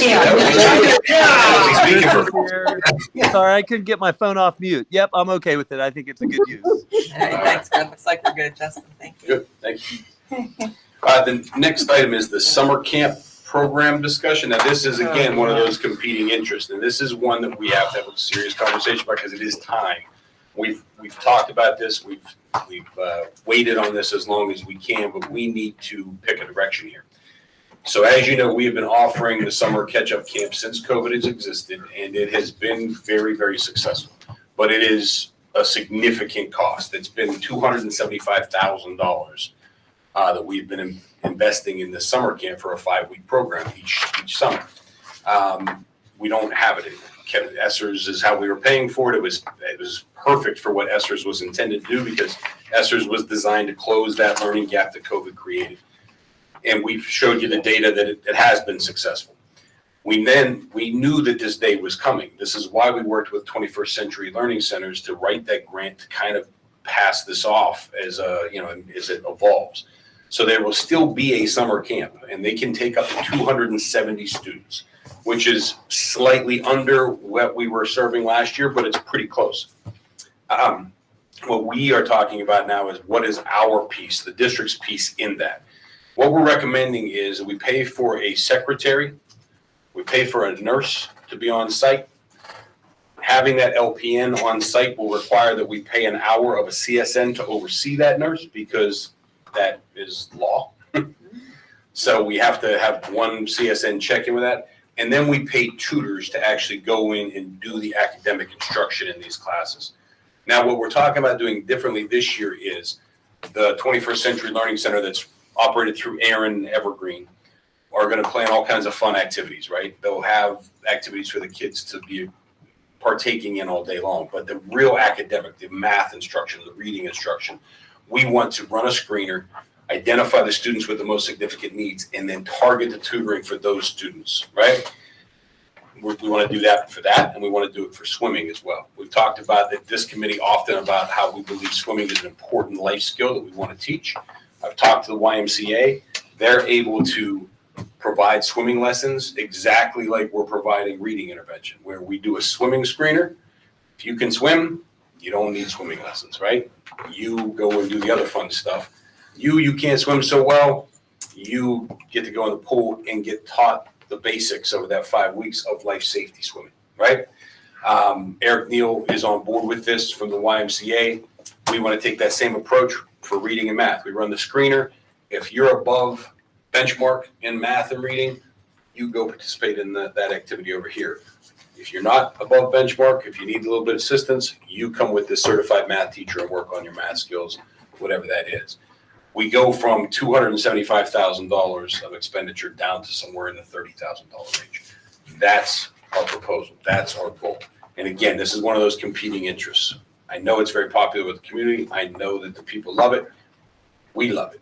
We're happy to do it at the $270,000 mark too, but we just need to figure out how we're going to pay for that. And to Julia's point from just a few minutes ago, I don't know. We can't keep adding $250,000 every time we turn around and then say. Is this a program that you were going to check with PDE to see if we could pre-use the funds? Was that for this program or was that No, this was something for else? That the was school other- psychologist. That's for the school. Yeah, psychologist. The partnerships with the IUP. Correct. Of the SPL. Yeah, reading. And a speech partnership. So this is, we believe that we can get a lot of the, not maybe the same bang for the buck, but we can still get the bang we want and that we need, that our students need for, a fifth of the cost. So just as an idea, cost-wise, food alone, which is we will have to provide that regardless. So there's two that are pretty much non-negotiables that the school district will have to provide. One being the nurse, because we do have many students that have medical conditions that require a nurse to be on site. And that cost for the length of the program would be about $2,600. The nurse. Yeah, and then food would also be another non-negotiable. That would be $8,250 total. And then if we were to employ a secretary, this is that we don't have to do this, but I think of all of the items, if we had to prioritize, a secretary would be important, and that's $2,376. And that secretary is going to answer the phone. She's going to help with attendance. She's going to help with, or he's going to help with whatever needs done for the basic operation of the building. As far as the people of 21st Century don't live in our offices; they're guests. So this would be the liaison between our front office and their operation. And you said the tutors will be certified teachers. Yeah, tutors would be certified teachers, and the cost per teacher, I know you asked me the last time to get you some numbers. That would be $7,069 per tutor. Now that's based on them working each day of the program. So we could set up depending on the need, we could hire the tutors and then say, well, we have a bigger need in math, so we're going to hire these two tutors to teach math. We don't have as big a need over here, so we don't have to employ all three tutors every day. So what's your projection for how many you're gonna need? 5 to 6 to do it well. 6 to do it, where you're getting tutoring. It depends. Do you want tutoring every day, which is what I would want, or do you want tutoring once a week or something like that? Our goal would be basically what we would ask for is we put on the agenda something like we approve the tutoring program up to $30,000 or up to $25,000 or whatever it is Well, that the board feels comfortable. If each teacher is $7,000. So 6 teachers would equate to $42,000 If they just work for 6 tutors. every hour. Okay, and then you've got another 6,000 or 8,000 in food, so you're really at about 55. Right. And then the swimming will be another $10,000 to $12,000. So now you're at You have a pool. 70. We pay for We this. have a pool, We got to pay for the lifeguards and the swimming instructors. $10,000. That was a guess. He was somewhere between 7 and 10. But So that's $60,000 to $65,000. And what is this program you're calling it now, Century? 21st Century. 21st Century it's a federal grant that offers these types of programs. And how much is that, would you get from that? Oh, we don't get much from it. The Aaron IU is the owner of the grant. We're one of the partners with them. I get it. So Aaron controls the money. They pay for the whole staff, all of the all of the 21st century workers will be there. Sam Nichols, who I believe you guys met at one point, is their coordinator, their operator, and then they hire a bunch of staff members, typically college-age students or, whatnot, to run fun activities and field trips and stuff like that. So so what Erin's not gonna cover is the secretary, the nurse, the tutors, the food, the swimming. Correct. But those were our ideas to add those things. Correct. Because to get what we want out of this camp. Yeah, we don't have to pay for a single tutor if you don't want. They can run their camp and we don't have to pay a dime for tutoring. However, it would be a shame to miss that opportunity. But the camp isn't really designed for tutoring, is it? Is it more just an activity camp, or is it actually designed for remediation? The way we build it, it's basically school in the summertime. I know you. 21st century is 21st just century summer is based, activity based. It's just activity based, it's not the. Does the grant academic cover remediation. transportation? Yes. It does. The Erin grant. Because we want it to look more like the camp that's been run. It has been such a success when we ran it, so that's why we're adding these things, is what I understood. Yeah, we're just trying to, it would be a shame to have students sitting in our schools who have a need for remediation and we're not capitalizing on that situation. That's where I'm coming from. Correct. So if we can take a step back from that 275,000, Yeah. still get some kids some help at a much reduced cost and maintain the partnership with 21st Century so our families have this opportunity, I think that's a win-win-win, but And we wanted some of our own teachers in there. And so I assume that some of those, our teachers would apply for those positions or not? Yeah, they would. Okay, good. So just looking at some of the numbers, with 6 tutors, that would equate to $42,000, 414. Food would be $8,250, secretary $2,376, nurse $2,600. If we would do swimming, that would be $10,000. That would be $65,642. So you're still Worst saving over case. I200,000. just wish we could, well, I don't know, I'm not an academic, but do you think you need those tutors Oh, yeah. Yeah, all definitely. full-time? Oh, Or not full-time, Maybe not. but part of the time. I mean, it would be nice, but. for that. They're gonna have the We most have to impact cut if they're there something. full-time, but could we do 6 tutors for 2 hours a day and save even more? Yes. How many days is this program total? It's 4 days a week for 5 weeks. That's So a long 20 time. 20 days. It's- Yeah, it'd be nice if they had 20 days of tutoring out of the whole So, summer. so my question there though, Sue, I agree as far as that, as far as trying to provide the extra tutoring. But if they're there doing, are you gonna get more than 2 hours instruction from a practical point of view? If it's activity based and the kids are out playing pickleball or softball or whatever it is that they're doing in these other activities. So my question, I guess, ultimately is, how many hours a day would be available outside the activities for the tutoring? They go for 6 hours. What we would do is the tutors would tutor the youngest kids for some time and then they would rotate through. So they could be used and engaged The entire the 6 entire hours? time if we wanted to. If you wanted to cut it back and focus on the most severe needs, we can do that. I just think it's a good way, it's a good approach to step it back, but still But there wouldn't be any slack time on the the whole, teacher's part. no, they'd be working the whole time. Okay.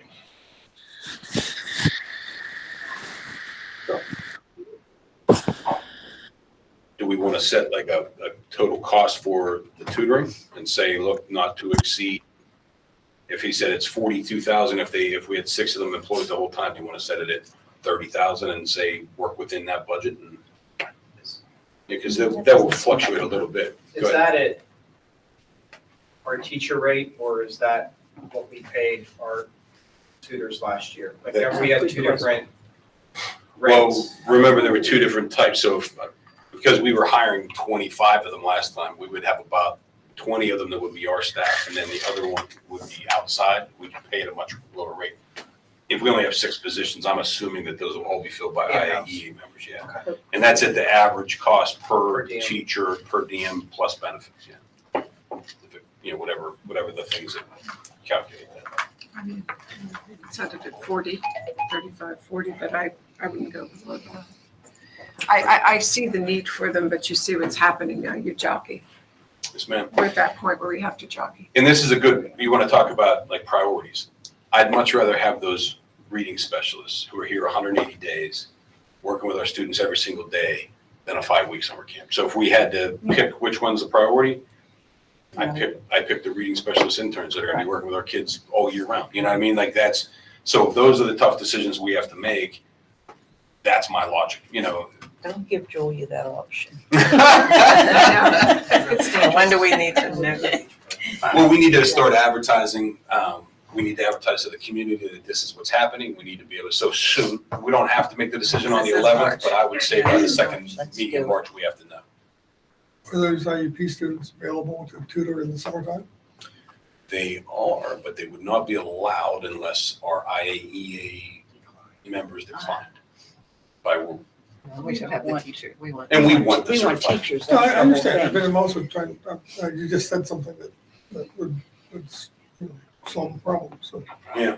Well, Well, I they, know during the school year, we have trouble keeping people that aren't certified teachers. If you look at at our Aaron agenda, there's people coming and going. You know, the IUP students, they might do it for 5 weeks and then decide, oh, I can't do this anymore. Sure. Yeah. And then we're looking for people, like, when you hire the teacher, you know they're gonna be there. That's right. Get Yeah, ready but to it's count on gonna, but it's them. gonna be at the teacher rate. And I think that was one of our biggest concerns, that we wanted some of our teachers there. When we're dealing in chunks of 100,000 in our budget, 15,000 is big. That's a big percentage. So that I think of it that way because that's what some of these projects are coming. $100,000 for this, $100,000 you get into one. So think about it in that. I mean, bring these numbers to scale. So I would propose. I'm just throwing it out there. I'm not 35,000 cap your tutors at that. that'd be beautiful. That'd be very helpful. See what you can get. If we need more, we can always amend the agreement, but it does seem to me that Let's see how big the need is, and if the need is tremendous, we'll come back to you. But if we think I think with $35,000. well, you don't know how many kids are gonna come. I would imagine a lot come because it's a wonderful childcare Oh, yeah. option. It's a constructive for them and they're around their peers. So it'd be $35,000 for the tutors is the cap, plus the It's a nurse black and the hole of secretary and need. the food. Oh, Well, yeah. I know. So that would be I'm not only be arguing two there's to no- three tutors, right? Be 5. 2,800 So It'll be kids. 5. Okay. Yeah. We have But- 300 that are. 5, but fewer hours. But it's the It would same be- tax base we're Well, it would pulling. be the number of hours. We have So we'd have to 600 basically that start looking at it as hours instead of people. Because I might hire 10 of them, but I can only use up to so many. So many funding hours. cents. I 5 have one other full-time question. tutors would be Just Tom just brought 35, this up, but maybe- 345. Oh, sorry. Say that So again. that 5 full-time tutors would be 35, 345. Okay. Does a grant have certain guidelines for students to attend, or can anybody attend? I think they have to open it up to everybody, but we Okay. try to advertise it for like students with, most Yeah. impoverished students attend Yeah, first, but That's right. yeah, I think we're not allowed to say you can come and you can't. So Yeah, okay. there's also rules about we can't charge people for it, because we talked about, maybe we actually thought about maybe charging those with means, but we're not allowed to do it. because of Yeah, the that would be so. unequal then, okay. So then we'll move that forward with the nurse, the secretary, and up to $35,000 of tutoring. Okay. All right, well, then that's all of the agenda items, Dr. Reed. I know that the basketball tip-off is starting right now, so It is. Oh, my can- heavens. we can hustle through. I wonder why you had, So, I look for you in I'm the gonna take it in audience. the first. That's okay. This is important. but these items are just some updates and some discussion. I wanted a chance to talk about the ICTC tour. I want to give you guys a chance to talk about the ICTC tour. I could not attend them, unfortunately, but I did want to hear a little bit about the experience and see if it was It was great. good. It's Super. very nice. Food Lunch was was fabulous. I'm like a delicious. kid. The food was so good. The food was good. It was made by a chef, so. Yeah, I don't work anymore. I just It meant was lunches. very impressive. Good. Very impressive. Yeah, I did. Mr. Adams? Yeah, Rob, I was going to say I was really impressed. Just the number of programs they have up there, and just the teachers, the folks that are leading that, extremely impressive, and just the energy that I felt. I mean, there's a lot of pride by those kids in what they're doing up at that school. And, in fact, in one of the classes, I think it was the digital class, because my wife said, Chris, when you're up there, look around, because one of our kids, we're thinking probably maybe we'll go that route. She's like, look at potential areas for him. So I was asking a couple of the kids and the teachers about like their program, and it's just that's kind of a hidden gem up there. It I is. was really so proud to look at it and be a part of it. I would so one of the things I would advocate for, and I would love to get them, is some additional funding to get them the expansion that they need, because they're bursting at the seams, and all the other, a lot of the other school districts want it. So, I would love to get them that, because they've been living on their own, trying to get grants and things like that to kind of keep, to keep everything going. So some support amongst the different school districts would be nice. And in a few months, Chris, they'll be debt free. So they can. Yeah, that's right. Yeah, you and I talked about that. That's right. Another thing that surprised me was how many students are actually going to college. So, there were students, one student in particular that's going to, I can't remember now which one. It's for engineering. And you don't think of it like that they're taking courses for these college majors. Yeah. Isn't it impressive? What did they show you, the thing that they engineered for RMC? Yes. The piece that they couldn't, that Yes. no one else could make for them, and our kids reverse engineered that. Right. That's impressive. It was, it gave me chills when I heard it first. I was like, that's amazing. One of the things Are they that my frustration was that I think our high school kids think that it's a Less than. Yeah, it's okay, not. as opposed to a place to go to really hone some skills, like one engineering student wasn't from Indiana. So I've had some discussions with some of the guys who are going on to engineering, and they won't actually think about going up there. Right. And it's frustrating because they have programs up there that are really useful. So I'd like to see us market it better to our students. Our top students should be going up there too. Now, one of the problems is that when I go up there today, I have to commit to a full afternoon. And I'm not sure how that could work when I'm taking advanced physics and AP history and 3 or 4 other classes, how that actually could work. But most of our seniors are driving their own cars, and they can go up for an hour or two and do something that, as opposed to taking phys ed 3 times, that they could actually do something that would get them down this path. I can tell you that the people who I hire that are the most useful are the ones that have had some hands-on experience with stuff, as opposed to just drawing it. The other thing is that I'm frustrated up there in that they're going to cut the number of masonry and carpentry students in order to put them into one room in order to expand the welding. And I think Stand by on that. And I think that they Because should. they're only looking to borrow. Stand by on that one. Did I hear correctly, Walter, that What do you they're mean looking stand to by on buy? that? Well, I think they've got, let's just say they may be rethinking that. Good. Well, I understand that, Because- but we built that building 44 years ago. And when I say we, I mean the districts got together and floated a bond, and they did all this work. But imagine 44 years ago, there wasn't a single home computer. And they're up there doing cybersecurity, they're doing digital, they're doing communications. Okay, they're doing things that were not conceivable in that same shell. But we have a welding program that could take another dozen students without even thinking about it. And they're going to move into the masonry's lab and build a welding lab 100 feet away from their other welding lab, as opposed to putting on an addition on the back end of the building. And the building is the cheapest thing. Well, that's all what I those- wanted to ask. all Did those- I was thinking about this over the weekend. Did you say $1 million to build this addition? Is that what they were It was talking over- It was about? over $1 million to build the addition. Okay, how much over? I don't know. I find out. I thought that Mike McDermott said $1 million and then you chimed in on it. They were looking to borrow a little over $1 million to build onto that, so they could keep the masonry. They were looking at that 4 classroom pod kind of a thing. Yeah. Okay, but to Tom's point, that engineering student, was only up there for 1 year, That's right. okay? And he was going to become a mechanical engineer. And he went into the machining so that he would understand how the machining works, so that if he's designing parts, he understands how to make them.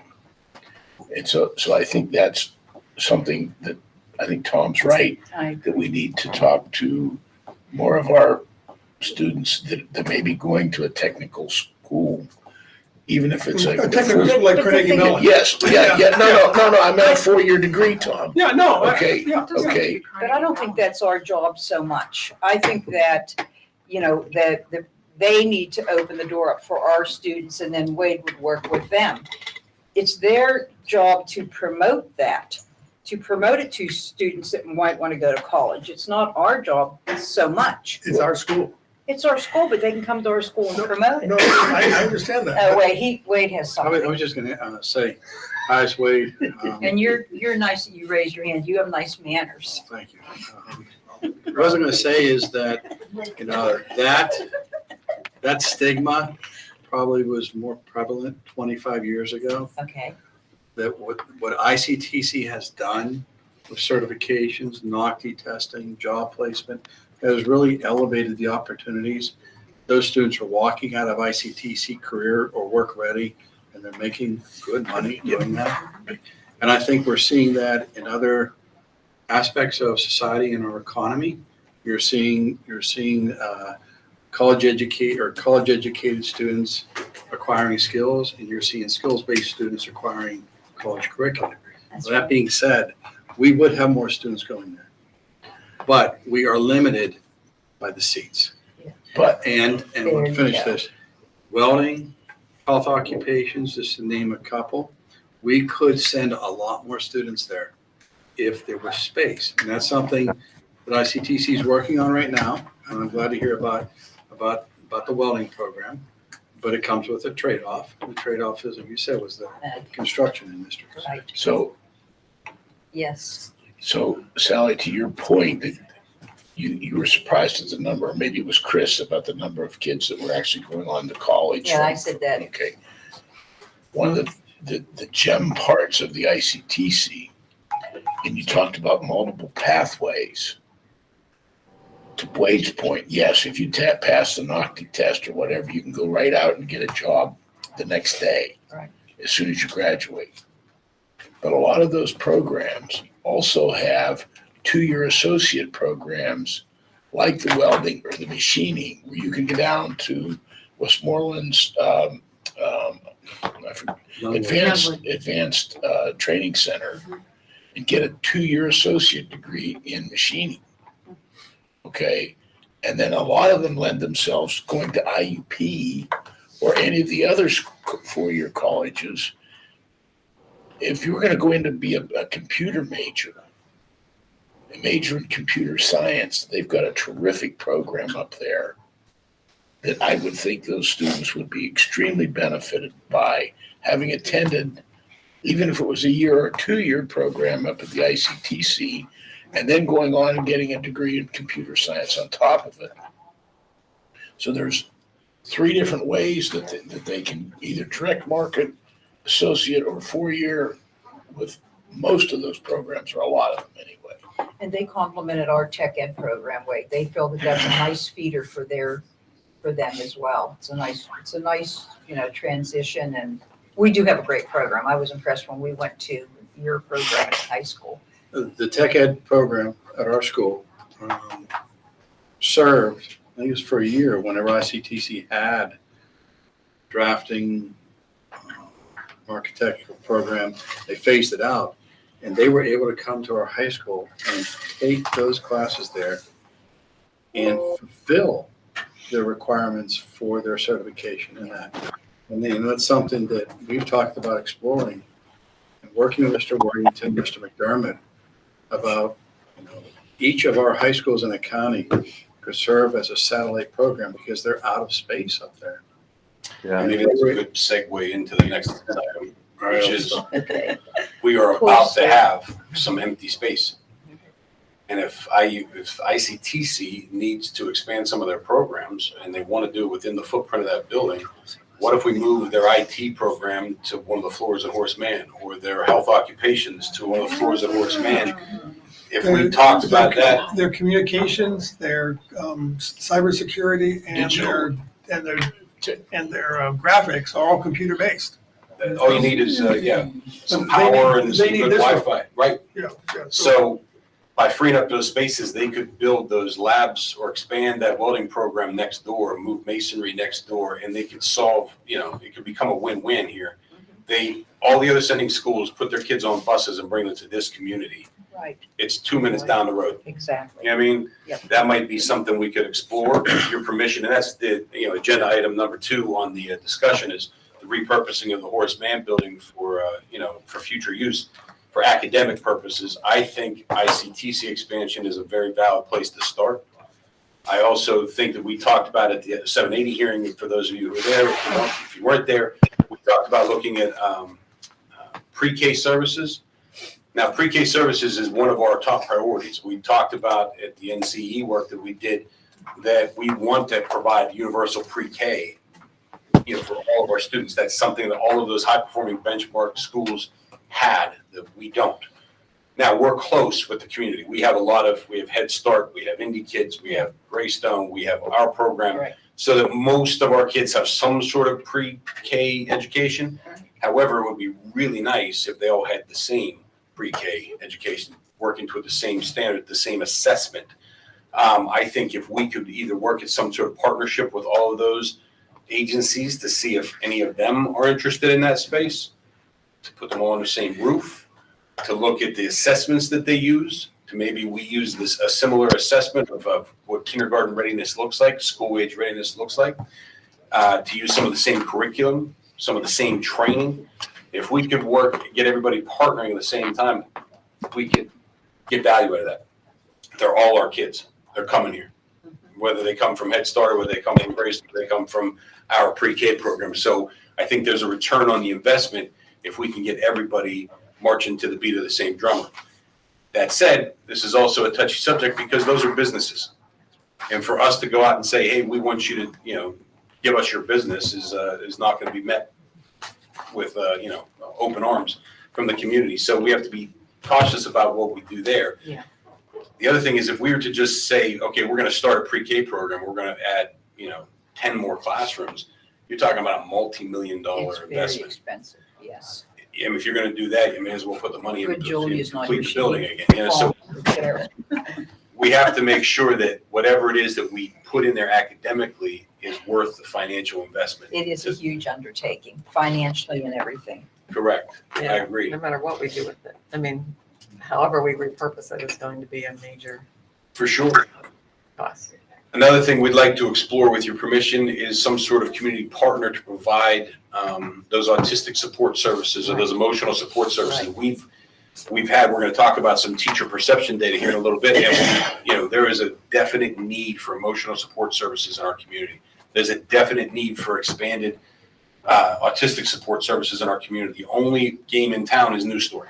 And News Story is so full and have such a big waiting list that they can pick and choose who they take now. Yeah. And that's not good for us. It's not good for kids. It's not good for anybody. So if we could find another partner, or if we could look at starting it ourselves in that space, we might be able to do something where we have ICTC on one floor and student services on another floor. And it's still an academic purpose and the building is being used. And, so that's something we'd like to explore with your permission, maybe reach out to some potential partners and see what we can drum up as far as that's concerned. Rob, when you say about exploring, you're going to reach out to see that. Are you going to work up financial numbers, or is 100%. What I'd like to do is if you're okay with it, I think pre-K is if I could design it with a blank checkbook, I think pre-K is where I would put it. Right. However, because that's going to have the most academic impact. However, it's also going to have the highest price tag. And we don't have, we're arguing over $60,000 for tutoring. We don't have millions of dollars to invest in 10 more pre-K classes. So I think, although as nice as that would be, the only way the pre-K thing works is if we have some sort of community buy-in to a similar program, not starting our own. So we'll look into that. The second thing I'd like to do is reach out to other providers, ACRP, or Marikey or one of these other providers that focus on student services with autistic support and emotional support. And if they're interested in using our space, we give them the space. They satisfy our need for additional services. We keep their rent cheap or whatever, and we get a discount on the kids or whatever, that we need. So there might be some sort of partnership that could be a win-win there. It's still used for academic purposes. The building's still viable. However, it's not costing the taxpayers anything significant like pre-K would. Okay, could you also, and this is asking a lot, I'm sure, give us numbers on if we ran those programs? Actually, if we ran them totally with Tara's teachers, hiring teachers and. Yeah, Tara's actually I done know a lot of she's that working work. on So, we could probably give you that to you relatively quickly. But yes, absolutely. The ICTC though, Sally, would have to be maybe figured differently, because if they were to say to take a floor to expand their programs, it would be their teachers. And Oh, then, true. and then there'd have to be some sort of a value placed on the utilities and the, otherwise the upkeep of the building, Right, that we would be looking for some sort of reimbursement for that sort of thing. right. That would be a different thing, though. I think the ICTC that investigation will be a little bit different because they would just bring their program and their teachers here. The other option that I think we should also look at is what would it take if we sold the building to the ICTC and then let them provide all these other programs? Okay, that may be a different approach. Or contract with AIR to do some of the student services, and yet the rest of it is done by the ICTC. So I think there's 2 or 3 different ways that you could approach how it's organized. And there could be different advantages to us in either case. And Rob, I know you and I discussed this one-on-one, but could you inform people here how many comments we got back on our website for Horace Mann? Oh, so far we've had 2 comments. One was homeless shelter, and the other was something similar, like just don't turn the building into a crack house, basically. So I mean, and it's Okay. they are. That's just an insult to us. I'm sorry. Well, no, but That's okay. But the purpose is, I think that the point is that I think the community's okay with the repurposing of the building. I think everybody's okay with that. There's only been 2 comments online so far. Okay, there was a letter to the editor. There's a few folks online tonight who are interested in this, I'm sure. But I think with the discussion, and we met with the borough council or the borough manager and the comprehensive plan person from the borough today to talk about things. And they were very clear, like, look, nothing's off the table yet, right? Right. They will look at rezoning. However, their preference would be we repurpose this for academic purposes because that's what it's zoned to be. That's what they would prefer we do. Yes. I have also reached out to that company, the Strategy Solutions, to have them put together a proposal for us. We'll bring to you next week, hopefully, to maybe use them to kind of do some focus groups, some surveys, an open house at Horace Mann perhaps, where they can come in and we can actually see, is there anyone out there actually interested in buying this? Or are we just talking about, ghost people, do other companies like Marikey or ACRP want to come and look at the building and see if it's a viable option to partner? So they can actually facilitate a lot of that work, and that helps us, number one, because it's not us. It also insulates us a little bit because, people are going to criticize. No matter what decision we make, we're going to be criticized. I'd like to have that unbiased approach from that company to go out and find the statistics, get that statistically significant information, give it back to you so we can make an informed decision on our own and, keep us out of the weeds on some of those things. So I'd like them to bring that to you. There was a letter in the paper too. But I feel like we should just disregard it because they aren't using our way we want them to enter their suggestions. So I'll tell you what it was. Tear down the school and put in a park. Yeah. But if they can't, they need to, whoever that person is, if they're listening, which I doubt, they need to go on our website. This is Absolutely. Sally talking. Yeah, and if you want to, I you don't can go wanna on the get anybody in website, trouble. there's a spot you can It's so click. simple. It's pretty easy, we made it as easy as possible, you click the little thing, it takes you to the page, you click the other button, and you can leave your comment or question or concern right there. It's fabulous the way whoever set that up that was great. Thank you, ma'am, I appreciate I would like to clarify on the zoning right now. Yes. It's zone public, it's zone public, that's a gray thing what it means. But typically, if that becomes not public, it can't be something else other than what's adjacent to it, which is R1, R2. So that's a real problem. It is. But the Indiana Borough is redoing their zoning code as we speak. And one of the problems they have is they have what I call these unicorns, these churches that are in the middle of the R1 zone, these little commercial buildings in the middle of the R1, R2 zones. That right now, if a church isn't a church any longer, it has to become a single family house or be demolished. And so they need, and this is left over from writing a zoning code that's based on the suburban model, separating everything from the 1960s. This is not what a modern zoning code should look like. So they're in the process of rewriting that, and they have to address this significant problem. And it's not just Horace Mann, but it's every church, every building that isn't a residential building in the middle of these really nice residential districts. Okay, how do they get reused as opposed to just being let go, demolished? Okay, so that, and they are in the process of doing that. They have a contract for over $100,000 to redo this code. It's almost like you were at the meeting today, so it's impressive. I've been paying attention Wow. to So, Josie, oh, Josie, yes, ma'am. 3 things. Number 1, I did submit a comment concerning Horace Mann, and I do appreciate Yeah, we got that. You read that with that Oh, yeah, I do appreciate the fact that you're looking at these partnerships and/or repurposing for academic purposes, and exploring that will really, really be quite good for the community. I agree. And looking at that building, and looking at the rezoning, I understand what Tom is saying, but we have a commitment. We have a commitment to provide academically, and I really do think that the options that you discussed tonight are really worth exploring, and perhaps committing to, not just financially, but wholeheartedly with board support. So let's see where that goes. And the third thing is just use strategy solutions for the library.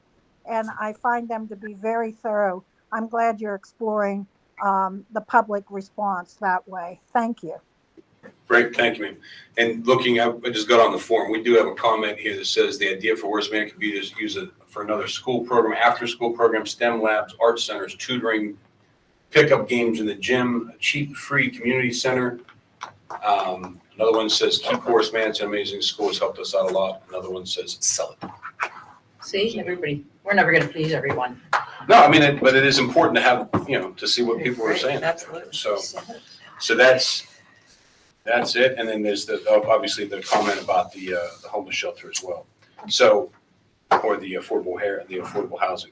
So, with your permission, then we're going to explore the ICTC option, the ACRP, Marikey, or other partner options.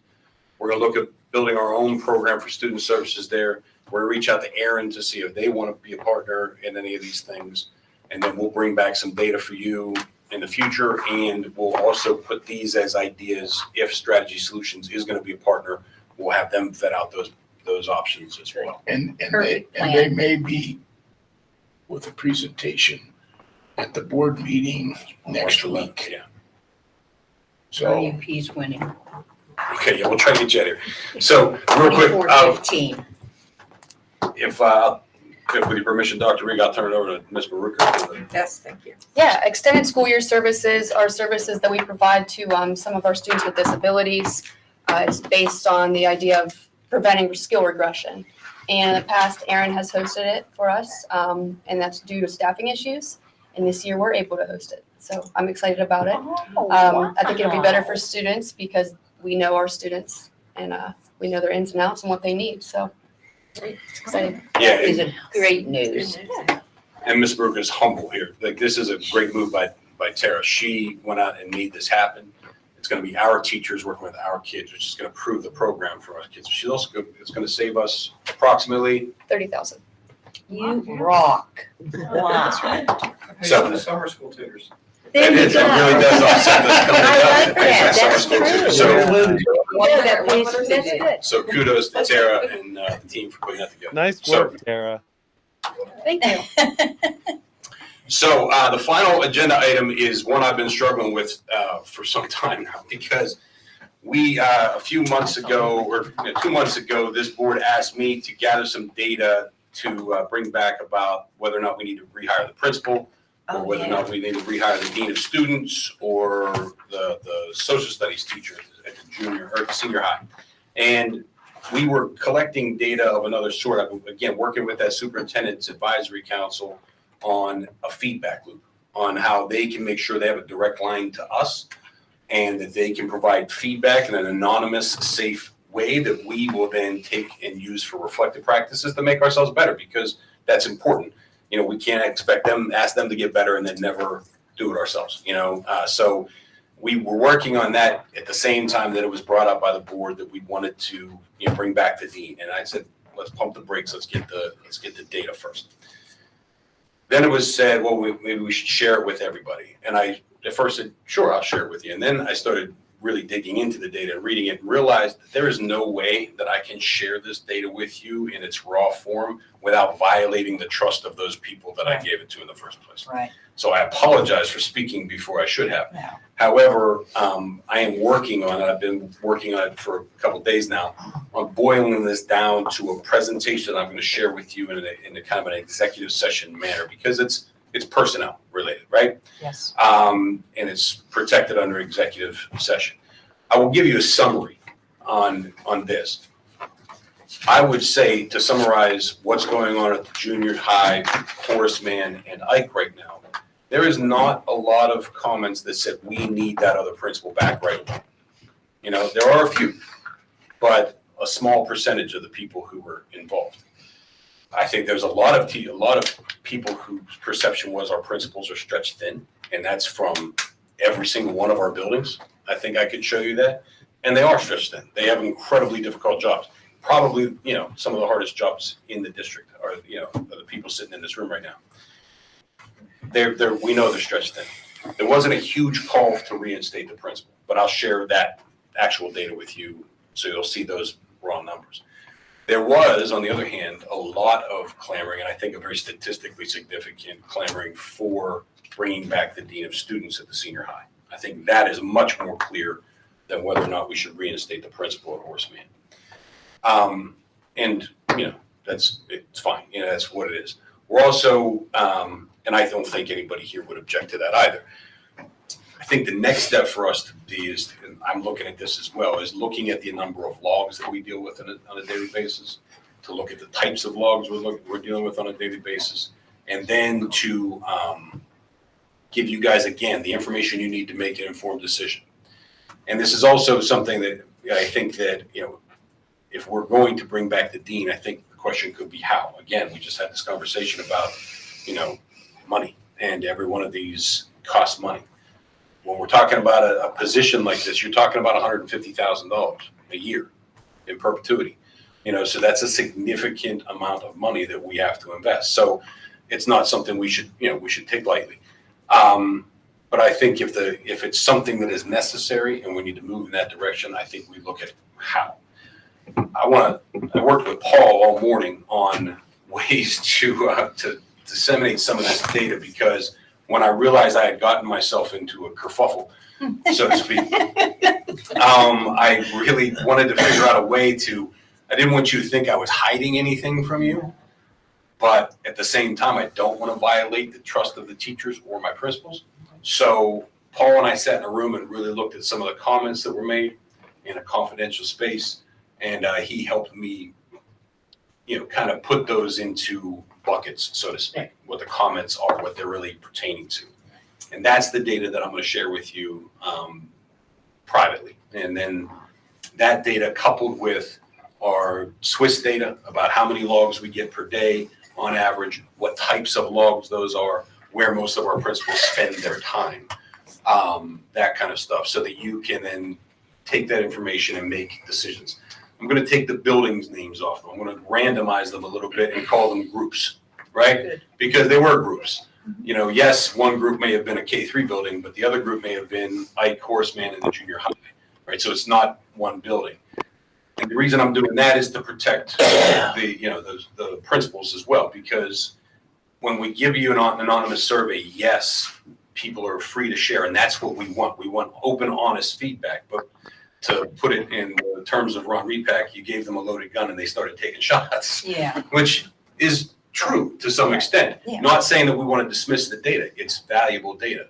However, it's not always flattering data. Not a lot of people share positive comments on the anonymous survey. So I want you guys to be prepared for that, and I'm not ready to have that deep a conversation here. I'll share it with you now. We'll put a follow-up conversation on policy and personnel next week where it belongs anyway, and we'll talk about what steps we could take, what we think is necessary based on that, and what and how we might go about adding whatever is necessary.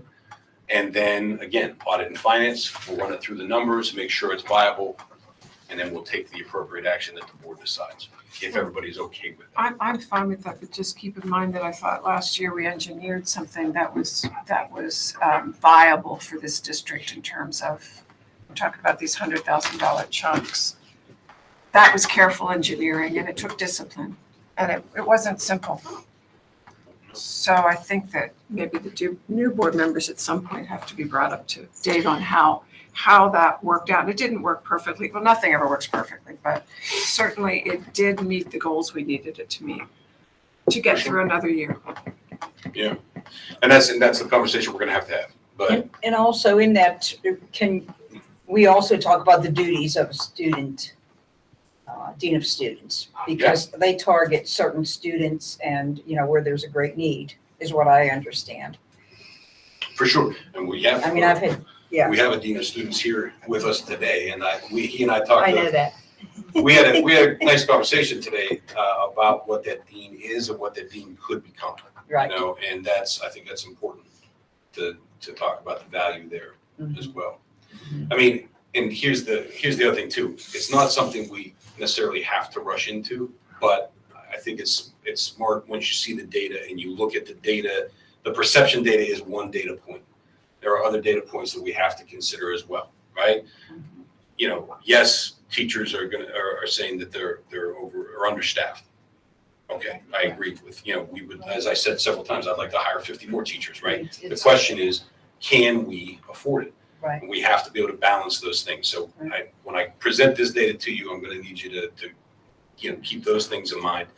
And when we talk about it, policy and personnel, we talk about it the next audit and finance, then I think we can make a decision that's best for the community. Thank you so much for doing all that. I honestly didn't know that you actually did that survey and everything. Thank you. That's a lot of work. And we got a lot of good stuff out of it too. There's a lot of really good objective feedback. I mean, I think it was. We don't need to know all the. No, but some of it, some of it's really, really useful, and it's going to be good for all of us to reflect on. It might have been therapy for some of them. I don't know.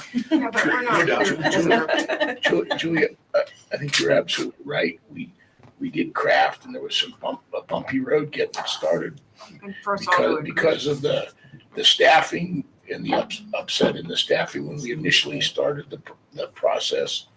I guess the question really comes down to, I still think for now, at least until Eisenhower opens up in its newly reconstituted form, it may be as steady as she goes, but with maybe some adjustments or whatever that don't cost a lot of money till we get through. And then I think once we have the buildings configured, then we can maybe take a different look at how we're doing this. Well, the Eisenhower factor is one we should not forget, because we're not done with it. I mean, they're making, seems to me, pretty good progress, but we could end up with some overage.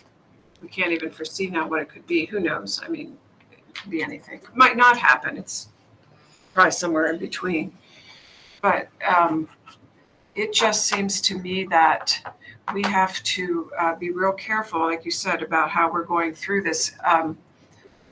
We definitely, when we did this re-engineering, I think we asked our faculty and our administration to basically work harder and hit tougher goals. There's no doubt that we did that. We wouldn't have asked if we didn't believe that you all could do it, because we have that kind of confidence in you, and we think we've worked well with everybody. Between the board, the administration, the maintenance people, everything, we think we've pulled together real well. And we've done it with really adverse factors. There's all kinds of, and we have the pandemic, we've had the lowering of the enrollment at the university, all kinds of things have impacted our tax base and our educational base. So I think before we tweak too much, we better be very sure this time that we know what we're talking about. And still ask for that extra mile from our faculty and everybody part of this community, even from the board members. We're not going to, we don't make things up. If you want to run for the school board, I personally think everybody should have to serve at least 2 years on the school board, like jury duty, but that's probably not good. I mean, it's instructive, it won't work, but this board has worked hard in the past. We've had months where I've had 6 meetings here. Oh, yeah. That's not terribly unusual. And we were criticized for going over time a lot, but these issues aren't simple. So I'm very concerned about how much we tweak this budget going into the next fiscal year. We have to be real careful that we don't upset the apple cart, because our basic mission is that we have to get students as reasonably well educated as we can within the budget that we have, without going into too much debt or asking the taxpayers to continue to invest more and more. So that's what I think of this. Thank you. Hey, Rob. Yes, sir. I don't know if you're getting ready to move on, but I just wanted to say something. I am also incredibly appreciative of the job that the principals do. I've heard of different ones in the audience tonight. I can't see them tonight because I'm not there, but I think Miss Urbani's there. Sounds like Wade, Dr. Minnick. I've heard Aaron Eisman. They're all really Are they still there? They're all Yeah, here. we're here. They're here. They're there. Okay. I just, I've worked with each and every one of them. And, I will say, I mean, we're very fortunate and blessed to have their leadership in each of our schools. I know each of them have made personal sacrifices. I mean, Dr. Minnick in welcoming in all those students and really kind of holding that school together with all the different folks in it. I think you look at Erin Eisman has been doing yeoman's work. I mean, she saved us a salary this year by covering Horace Mann for us. I mean, that deserves warrant. I mean, Wade, gosh, it's not easy to always deal with senior high students. And he's just, seeing the job that he does is incredible. And I'll tell you, my kids, I think we've sent like 4 of them through Ben Franklin, and every single one has loved Miss Urbani as well. So very blessed to have the 4 people that I heard on our team. Thank you, sir. I agree. And also our teachers, I want to echo that. I don't know how we can ask them to do more than what they're already Absolutely. doing, because I they think put 100% into every day, into every child. And that's not an easy. It's such a big job today Sure is. to be a teacher. it's incredibly hard. And that's I think that's made evident by the I teacher still have shortage we're nightmares seeing. of a teacher still. And I think as a society, we need to get back to a point where teachers are respected and revered rather than villainized occasionally. I think that teachers do amazing work. They work miracles on a daily basis. And I think that we need to honor that, so. At the same time, this board and this has made an investment in teachers. Yes, sir. And I will not apologize for our physical plan, because we decided in 2000 to make an investment in the teachers. And we pay very well and the teachers give us that 100%. But so when somebody criticizes one of our physical plant, just point to the teachers that we have that are educating your kids on a daily basis, and that's the most important component we have. And that is a remarkable part of our budget has going into improving the buildings. And still, We've done it. yeah. But anytime it's come to a choice between academics and a building, we've chosen the academic side, and we will continue to do it that way. I know we're running short on time here, but I also, since this is the extracurricular committee also, some of our sports teams have really done an outstanding job within the past couple of months, and I think we would Did you be see those remiss. swimmers? Yeah, if we didn't acknowledge the good And work. we should acknowledge coaches. The coaches and Well, the athletes. I was gonna ask if the swim thing this summer, whether the swim coach is going to attend as part of the judgment. There might be some recruitment there. Really good idea, sir. That he could, Yeah, they're It's doing okay. remarkable that those kids, the relay team broke the PIAA record. I know. Okay, Oh, yeah. by 4 seconds. Okay, I mean, it's unbelievable. And they're all underclassmen except for one. I mean, they have a chance to break the 3-minute mark, which it's incredible. It's incredible. We dominate in swimming. Would it be appropriate to bring, the swimmers and then, whenever the girls basketball team ends its run, would it be appropriate to bring them in? We can personally recognize them in front of everyone. 100%. Well, then that the board Night, meetings it's gotta be too many. Yeah, we definitely do that at board meetings to recognize outstanding students and student athletes for sure. Let's do it. Yeah. The girls basketball team's in the state class. The hockey team are in the first round bye in the Penguin Cup and play North Allegheny at home. 4 wrestlers competed at the Southwestern Regional Wrestling Tournament over the weekend. All wrestlers finished in the top 10, but Nico Finella finished in 3rd place at 127 pounds, and he advances to the state tournament in Hershey. The dance team is in the first ever competition in Indiana, took home the following awards. They took home the first place jazz category and the first place overall grand champion. Wow. And the boys swimming and diving won the PIAA championship on Friday. And the girls came in second. Yeah. And the team set a record. Yeah, Set 302 total points in the competition. And they also set 6 WPIAL records. That's fantastic. Yeah, that's definitely worth recognizing for sure. So, Anything else for the good of the group? John might get the second half if you hurry. Hurry, okay. So moved. Okay, meeting adjourned. Thank you. Thank you, everybody. Thank you, Randy.